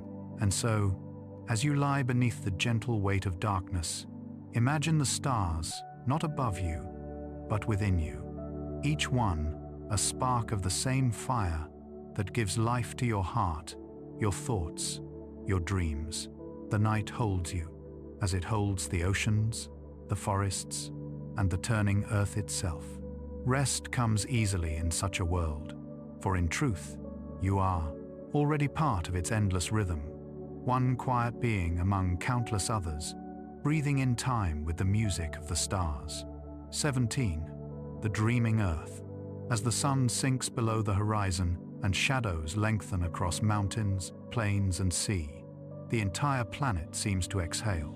The light that drives movement and sound retreats, and what remains is a slow, collective stillness that envelops every living thing. It is as though the earth itself is falling into a kind of slumber, a nightly rhythm as ancient as time. This is the dreaming earth, a world that breathes in cycles of light and dark, activity and rest. Each evening, when the stars return and the air cools, the planet begins its gentle transition into calm. In the hush of night, the boundaries between human sleep and the rest of nature blur until they are one. The earth does not truly sleep, yet its surface follows patterns that mirror the restfulness of living beings. Plants close their petals and fold their leaves as the light fades, conserving energy for the coming dawn. Trees slow their respiration, releasing less oxygen into the cooling air. Flowers that had turned toward the sun bow their heads, their colors dimming to deeper shades. Even the soil, warmed by the day, begins to cool and settle. Beneath its surface, roots shift, exchanging nutrients and signals in rhythms that echo heartbeat and breath. On the broadest scale, winds soften, temperatures balance, and oceans change their currents in response to the loss of sunlight. Every system, from the smallest cell to the largest storm, follows the planet's cycle of rest. In the great forests of the world, the transformation is almost imperceptible. As night falls, sounds fade one by one. The songbirds, whose calls filled the canopy throughout the day, fall silent, their tiny hearts slowing as they tuck themselves into nests. The wind quiets, and the leaves whisper in a softer language. But new voices rise in their place. Owls begin their low, haunting calls. Insects create a rhythm that pulses like the planet's heartbeat. Bats emerge from hidden places, moving with an elegance that seems effortless in the dark. The forest does not stop living, it shifts its tempo. Its activity becomes inward, quieter, aligned with the pulse of the night. Across deserts, the heat of the day dissipates in waves of cooling air. The sand, which blazed with light only hours before, grows pale under the moon. Nocturnal creatures stir from their burrows, foxes, snakes, and beetles, each moving softly through the shadowed dunes. Their world is one of muted sound and silver light. The stars above seem sharper here, their reflections glittering faintly in the still air. To witness a desert at night is to understand the deep patience of the earth, its ability to balance extremes through the rhythm of rest. In the oceans, too, the pattern of night unfolds with quiet beauty. As darkness descends, the surface waters begin to cool and settle, creating layers of stillness above the deep. Many creatures rise from the abyss in a great vertical migration, drawn upward by the absence of light. Tiny plankton ascend toward the surface, glowing faintly with bioluminescence, transforming the sea into a mirror of the starry sky above. Fish follow them, and larger predators follow in turn, all guided by an invisible cycle that repeats every day without fail. This nightly ascent and descent, the largest migration on Earth, is nature's own rhythm of sleep and awakening, played out across the silent expanse of the ocean. Even in the mountains, where air thins and temperatures fall sharply after sunset, the landscape enters its own form of dreaming. The wind moves differently there, slower and deeper, like breath through stone. Snow glows faintly under the moon, reflecting a cold serenity. The rivers, which roared with meltwater through the day, now murmur softly under thin layers of ice. The stillness is not emptiness, but concentration, the earth at rest within itself, listening to its own vast quiet. All of these patterns together create what can only be described as the Earth's sleep cycle, a vast, interconnected rhythm in which every part participates. Humans are not apart from this rhythm, though modern life often teaches us to ignore it. The artificial brightness of cities and screens has dimmed our awareness of the world's natural transitions. Yet even now, deep within the body, our biology continues to follow the same clock that guides the trees, the tides, and the stars. Our circadian rhythms are not inventions but inheritances, memories of a planet that has always moved in waves of light and darkness. To rest at night is, in a quiet sense, to join the earth in its dreaming. The body's temperature drops as the air cools. The pulse slows as the world grows still. In sleep, the human mind drifts into its own cycles of renewal, echoing the planet's rotation. Each of us, lying in the dark, becomes part of the great choreography of rest that envelops the earth each night. The breath becomes a tide, rising and falling. The heartbeat becomes a drum, steady and timeless. In that alignment, the boundaries between the self and the planet blur. You are no longer simply a being upon the earth. You are the earth, resting within itself. Ancient cultures often understood this connection instinctively. Many saw the night as the planet's dreaming time, a period when the earth turned inward, and the boundaries between the visible and invisible thinned. Among some indigenous traditions, it was believed that dreams connected the sleeper not just to personal experience, but to the consciousness of the land itself. Mountains, rivers, and forests were seen as sentient, dreaming entities, sharing wisdom through visions and signs. Even the stars were thought to be part of the Earth's larger mind, the outward reflection of its inner dreaming. In modern science, we find echoes of these old truths.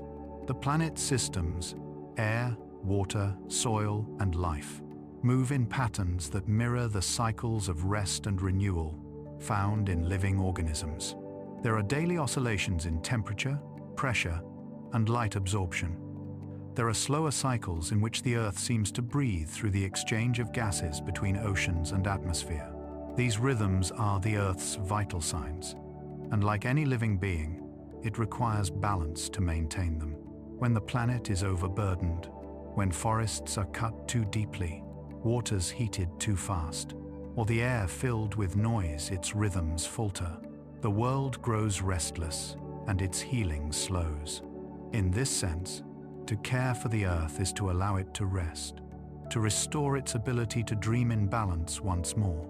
There is a peace that comes from aligning oneself with this planetary rhythm, to walk beneath the stars, to listen to the hush of night wind, to feel the coolness of soil or stone. These are ways of remembering our belonging.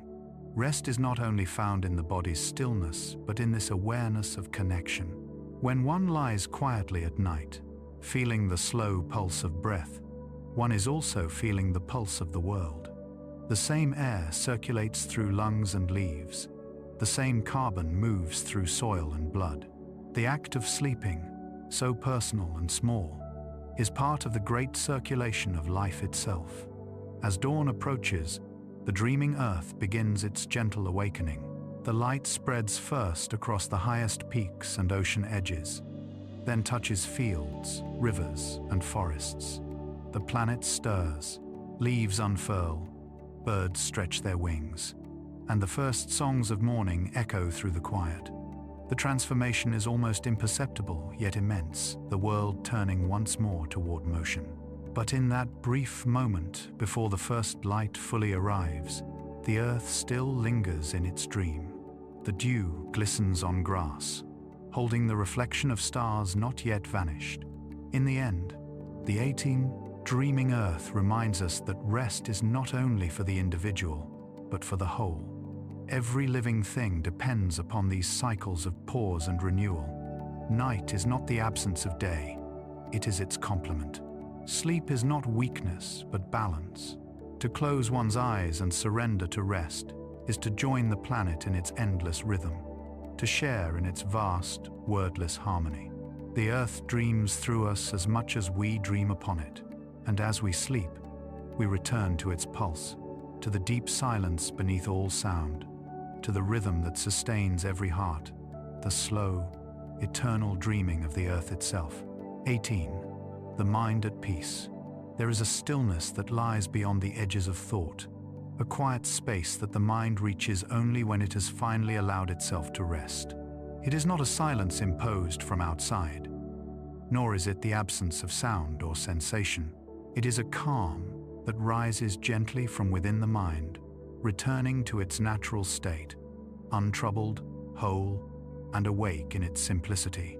This is the mind at peace, the gentle culmination of all that rest and sleep prepare us for. When the mind settles into this state, it no longer seeks, no longer resists, no longer grasps at what has been or what may come. It simply exists, like the surface of a lake untouched by wind, clear enough to reflect the sky. Peace of mind is not something that must be chased or achieved through effort. It is what remains when effort has been released. The modern world, filled with constant noise, asks the mind to move at impossible speeds, to plan, to react, to interpret endlessly. Even in sleep, thoughts can linger like echoes of motion. Yet beneath this movement, beneath the layers of worry and desire, lies a mind that has never been disturbed, only obscured. When rest becomes deep enough, when the body softens, the breath slows, and the senses loosen their grip, that calmness begins to surface. It is not created, but revealed. The physiological quiet that accompanies deep rest supports this serenity. As the body's systems slow, the chemistry of stress dissolves, cortisol declines, the heart rate steadies, and the nervous system shifts into its healing mode. Each heartbeat becomes slower, each breath more deliberate. The parasympathetic nervous system, often called the rest and digest response, governs this transition. It sends a message through every organ. There is no danger, no need for defense. In this state, digestion improves, blood flow increases to the brain, and the body begins to repair. But beyond these measurable effects lies a subtler one. The mind begins to let go of its patterns of vigilance. This release is the biological doorway to inner peace. The mind at peace is not a blank space devoid of thought. It is a mind that witnesses thought without being caught within it. In moments of quiet wakefulness, those seconds between dreaming and waking, or when one sits in silence, listening to distant rain, awareness becomes soft and open. Thoughts still arise, as waves on the ocean do, but they no longer disturb the surface. There is no need to push them away or hold them close. They come, they pass, and the stillness remains. This quality of perception, gentle and ungrasping, is the essence of tranquility. It can be found not only in meditation or solitude, but also in the simplest acts of living. The pause between breaths, the rhythm of footsteps, the warmth of sunlight on the skin. Many traditions have sought to describe this state. In ancient philosophy, peace of mind was seen as the highest form of wisdom. The Stoics called it ataraxia, the freedom from agitation. In the East, it was known as samadhi, the union of consciousness and stillness. Though their languages differ, their meaning is the same. When the mind ceases to struggle, it aligns with the natural rhythm of life. Just as the body needs sleep to renew its strength, the spirit needs quiet to remember its depth. Peace is the mind's form of healing, the restoration of clarity, compassion, and balance. When the mind enters this state, perception changes subtly. The ordinary world, which so often feels heavy with demands, becomes luminous again. The same trees, the same sounds, the same faces appear softer, more complete. One begins to sense the continuity between inner and outer life. the way breath merges with wind, the way thought echoes the flow of rivers, the way heartbeat and time seem to pulse in unison. This harmony does not depend on circumstances. It arises from awareness itself. To be at peace is to see clearly, without fear or resistance, that everything is already part of a greater balance. In moments of rest, this balance can be felt even without words. The body knows it instinctively. The mind, once released from constant striving, feels weightless, as though it has returned to its proper place in the order of things. The boundaries between self and world grow less defined. What once seemed separate, the breath, the breeze, the sound of leaves, begins to blend into one seamless movement. This experience, subtle yet profound, reveals that peace is not something to be found, but something we have never lost.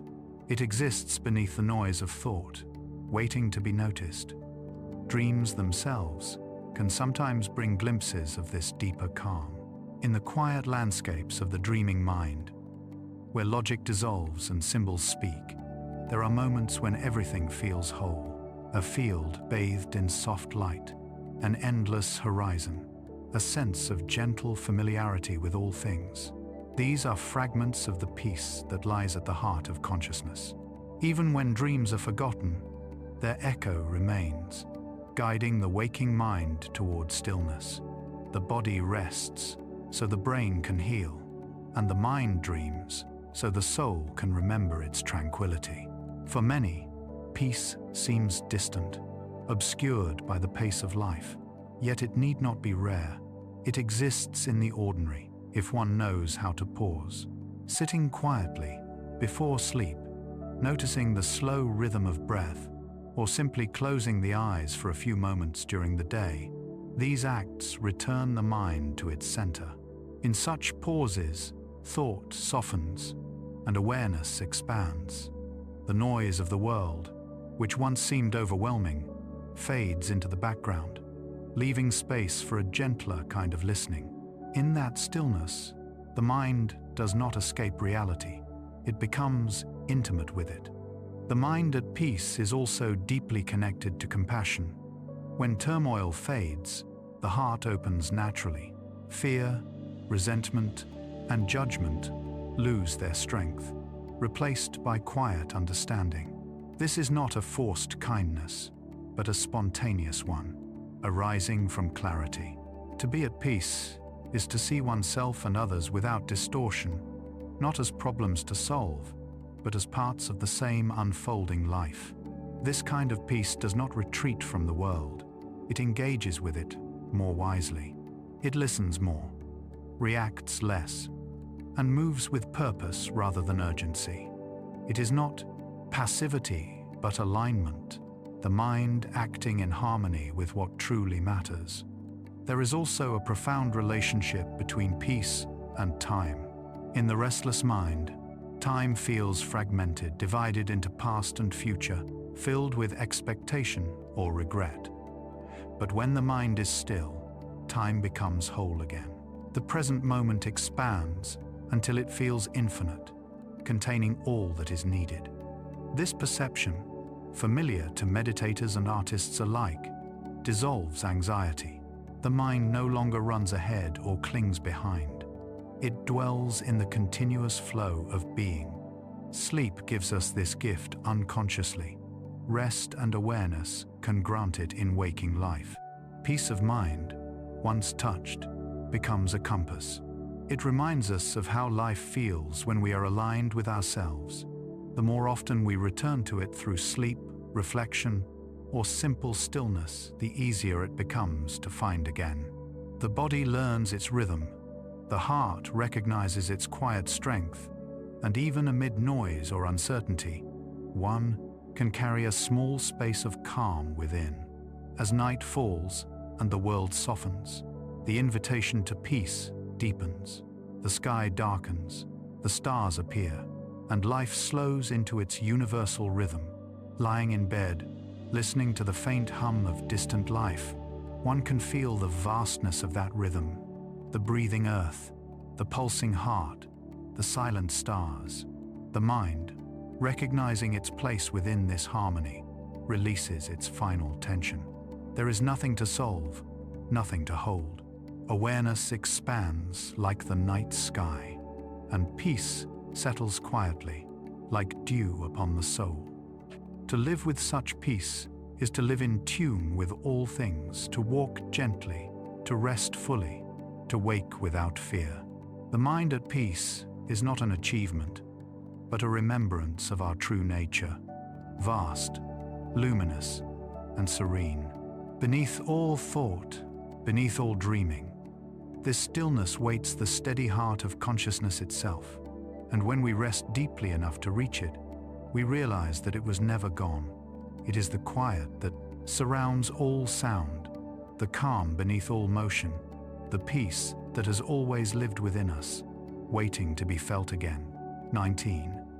The global symphony of rest. Across every continent, from the frozen tundras to the humid rainforests, from mountain villages to the glowing heart of cities, humanity participates each night in one shared ritual, the act of rest. Though the rhythms may differ, though customs shift with culture, climate, and time, the need to pause, to surrender to the gentle pull of sleep, remains one of the few things that unites every person on earth. It is a kind of music that spans the world, composed not of instruments or words, but of silence and breath. The global symphony of rest is the quiet hum of life in balance, a collective exhalation that rises and falls with the turning of the planet.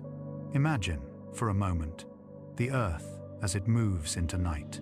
On one side, sunlight fades across the fields of Africa. On the other, dawn begins to bloom above Asia's horizon. Somewhere, a child closes her eyes while another opens his to morning light. The world never sleeps all at once, and yet, at every moment, a portion of humanity is resting. Billions of hearts slow in unison, their rhythms overlapping like the waves of an unseen ocean. It is a harmony so vast that it defies comprehension. Each sleeper, each resting creature, a note in the endless composition of night. Every culture has found its own way to honor this rhythm, to soften the passage from waking to dreaming. In southern Europe, the afternoon siesta endures, a pause carved into the day when sunlight burns brightest. In Japan, there is inamuri, the art of resting briefly wherever one happens to be, whether in a train station, a park, or an office. A small surrender to exhaustion without shame. In the Middle East, the long midday rest once aligned perfectly with desert heat, offering protection and renewal before evening resumed its motion.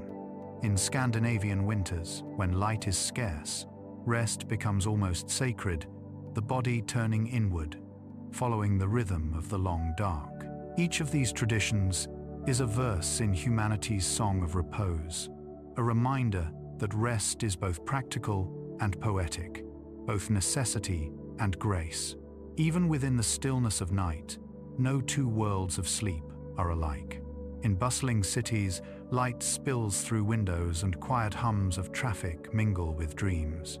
Yet beneath the noise, the same cycle unfolds, bodies releasing tension, hearts finding their slower rhythm, minds descending into the same universal darkness. In rural places, rest follows the pulse of nature more closely. The fading of sunlight, the first songs of crickets, the cooling of the air, these are cues as old as life itself, guiding the body gently toward stillness. In the highlands, shepherds sleep beneath constellations unchanged for millennia. In coastal towns, the sea itself becomes a lullaby, waves rising and falling with the steady breath of the earth. Animals, too, contribute to this vast symphony. As the sun sets, entire ecosystems shift their patterns. Birds tuck their heads beneath wings, conserving warmth and energy. Mammals retreat to burrows or branches, their breathing slowing in instinctive rhythm. Even marine creatures sleep, dolphins resting one half of their brain while the other remains alert. Fish floating in place among coral gardens, whales drifting near the surface in deep, rhythmic slumber. Each follows a pattern of rest shaped by its needs, and yet all share in the same ancient law, that restoration follows activity, that quiet is the partner of motion. The world rests not in silence, but in balance. In some corners of the earth, rest is intertwined with ritual. In India, traditional households once began the night with prayers to the goddess of sleep, invoking her protection and guidance in dreams. In parts of Africa, stories are told by firelight before families drift into slumber, weaving the wisdom of ancestors into the rhythm of rest. In monasteries, bells mark the hours of the night, calling monks to brief periods of wakefulness between cycles of deep sleep and prayer, a pattern known as segmented sleep, echoing the ancient rhythms followed before the invention of artificial light. These customs, though diverse, share a quiet reverence for the act of letting go, for the humility required to surrender to something larger than thought. Science now recognizes what tradition has always known, that rest and sleep bind humanity together not only in spirit, but in biology. The same chemical messengers flow through every brain. The same hormones rise and fall with the pattern of day and night. Melatonin, secreted in response to darkness, signals the body that it is time to yield. Core temperature drops, muscles loosen, and consciousness gives way to the quiet work of healing. These processes unfold in every person, regardless of language, culture, or history.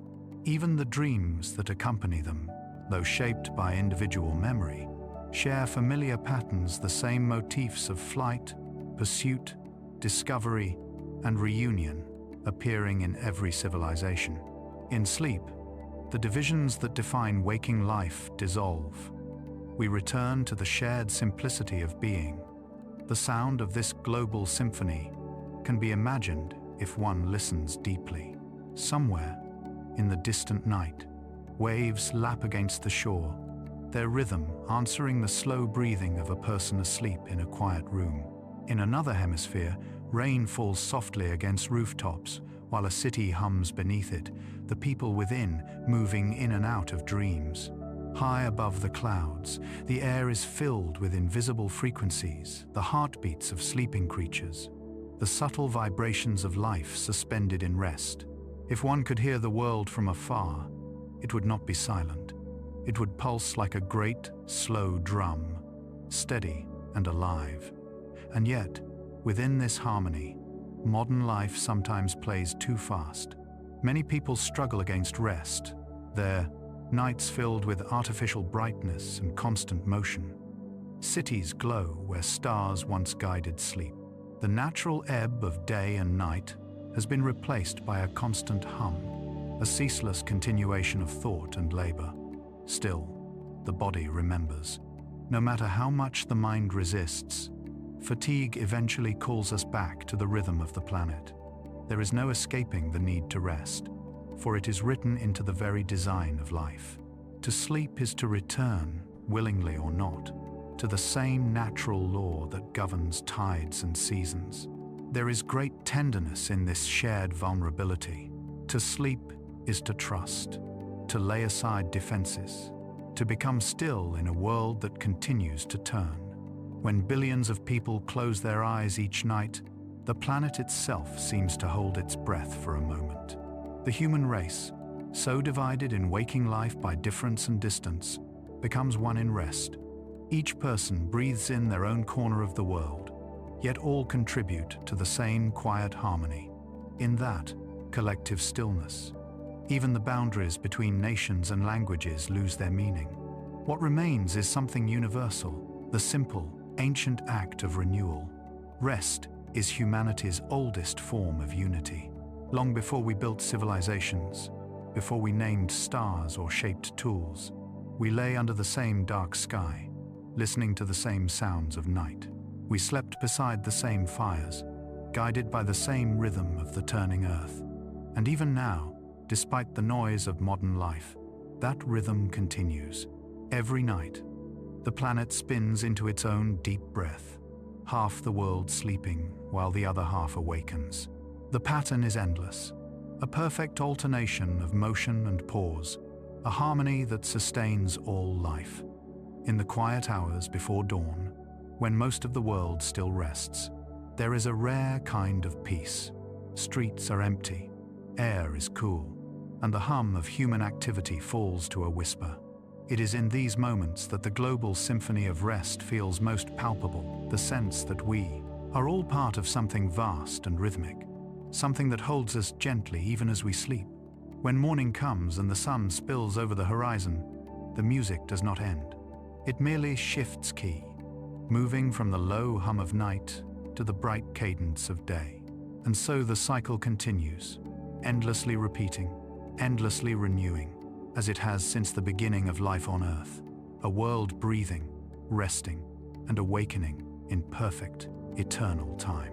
The peace within, sleep. There comes a moment, each night, when thought softens into silence, when the edges of the waking world begin to dissolve, and consciousness drifts toward something deeper than itself. In that passage between awareness and surrender lies one of life's most profound mysteries, the peace within sleep. It is a peace that does not depend on circumstance, one untouched by the rush of hours or the burdens of the day. It is the stillness that waits behind the noise of the world, the quiet heart of being that each of us returns to again and again, whether we realize it or not. As the body relaxes and the rhythm of breathing steadies, the mind begins its descent. The senses, once sharp and outwardly turned, soften and turn inward. The sound of the room fades to a murmur. Light dims behind closed eyes, and even the pulse of thought slows until it becomes a gentle hum. In this gradual fading, the self loosens its grip. The boundaries that separate past from present, self from world, slowly disappear. The mind no longer measures or anticipates. It simply floats, weightless, within its own rhythm. This letting go is the essence of sleep's peace, a surrender so complete that the mind forgets it has ever needed to hold on. The peace within sleep is unlike any calm found in waking life.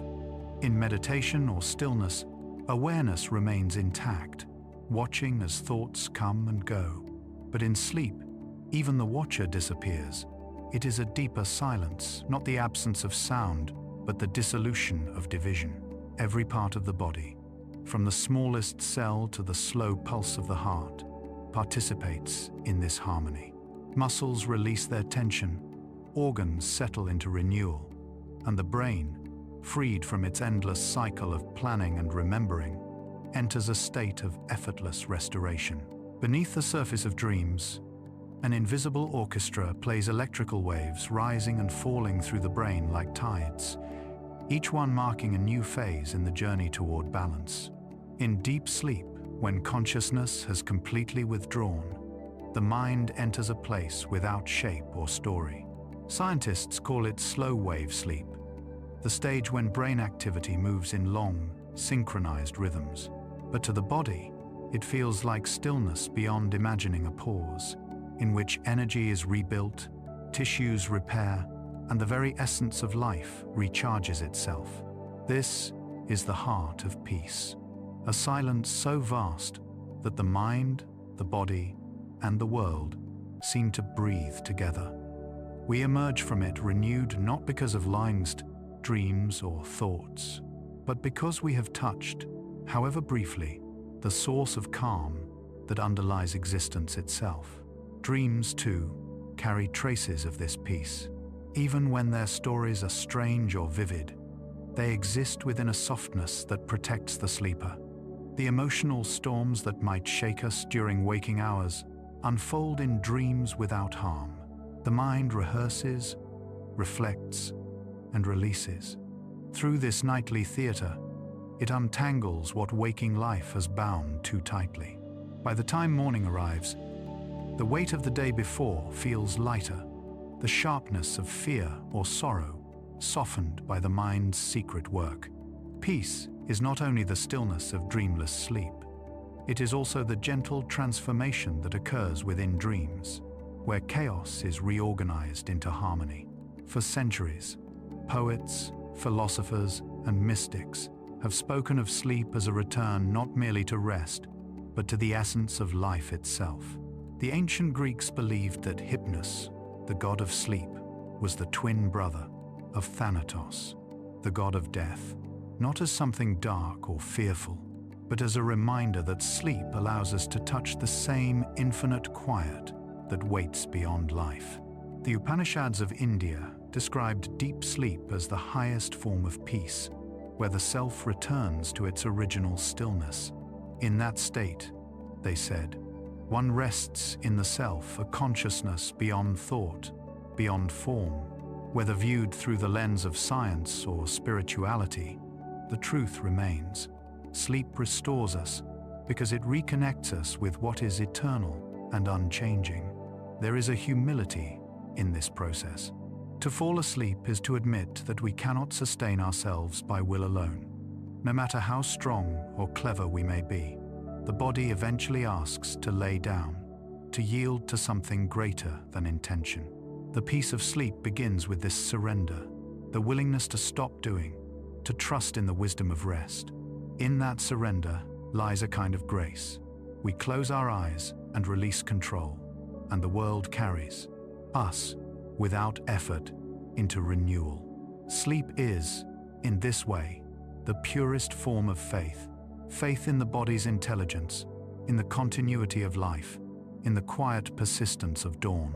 Every creature on earth shares in this peace. Birds rest beneath the hush of their wings. Animals curl into the safety of burrows or branches. Even the smallest insect pauses its movement as night unfolds.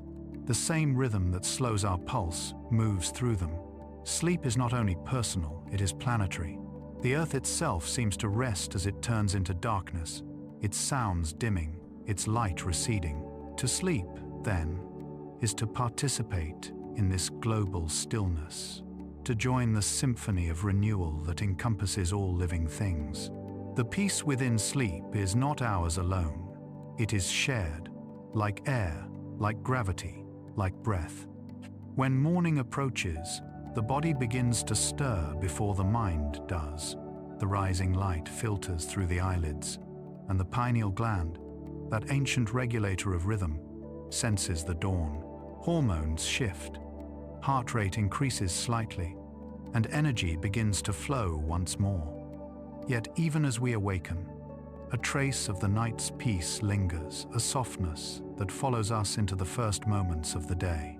It is the quiet between dreaming and waking, when thought has not yet resumed its race, when awareness is still tender and new. If one pauses there, even for a breath, one can feel that peace fully, as though the whole world is suspended in a single, serene heartbeat. This lingering peace is what allows life to continue with grace. Without it, days would accumulate without renewal, and the mind would crumble under its own momentum. But because we sleep, because we enter that hidden sanctuary each night, we awaken each morning as if reborn. The peace within sleep is the invisible foundation of all activity, the balance that gives meaning to movement, the silence that makes music possible. Every dream, every heartbeat, every quiet breath in the dark is part of a vast cycle that sustains life. It is humbling to realize how little effort this peace requires. We do not have to summon it, control it, or even understand it. It comes to us naturally, unbidden, as soon as we allow ourselves to let go. Sleep is the body's oldest instinct, the earth's gentlest commandment. Rest and be renewed. Each night, without ceremony, we return to it, to that quiet center of being where all is balanced and whole. And each morning, we carry its memory forward, even if we do not remember our dreams. The calm that lingers in the pulse, the freshness that greets the day, these are the traces of that vast and tender stillness. When all else feels uncertain, the peace within sleep remains constant. It waits behind every breath, beneath every heartbeat, patient and unchanging. To know this is to understand that peace is not something to be found elsewhere. It is what we return to every night, what we are made from at our core. The world may spin in noise and, quote, motion, but within each of us lies this same quiet ocean, this same steady pulse of eternity. As darkness falls once more and the day releases its final light, the invitation repeats itself to lie down, to close the eyes, to let the mind drift. The body, remembering what to do, answers without hesitation. Breathing slows, thoughts dissolve, and once again, we cross that threshold into the great stillness. The peace within sleep embraces us without judgment or demand, welcoming us home to the quiet we have always belonged to. In that infinite calm, all separation fades. There is only the steady rhythm of breath, the soft hum of the universe, and the silent knowing that, even in rest, we are deeply alive.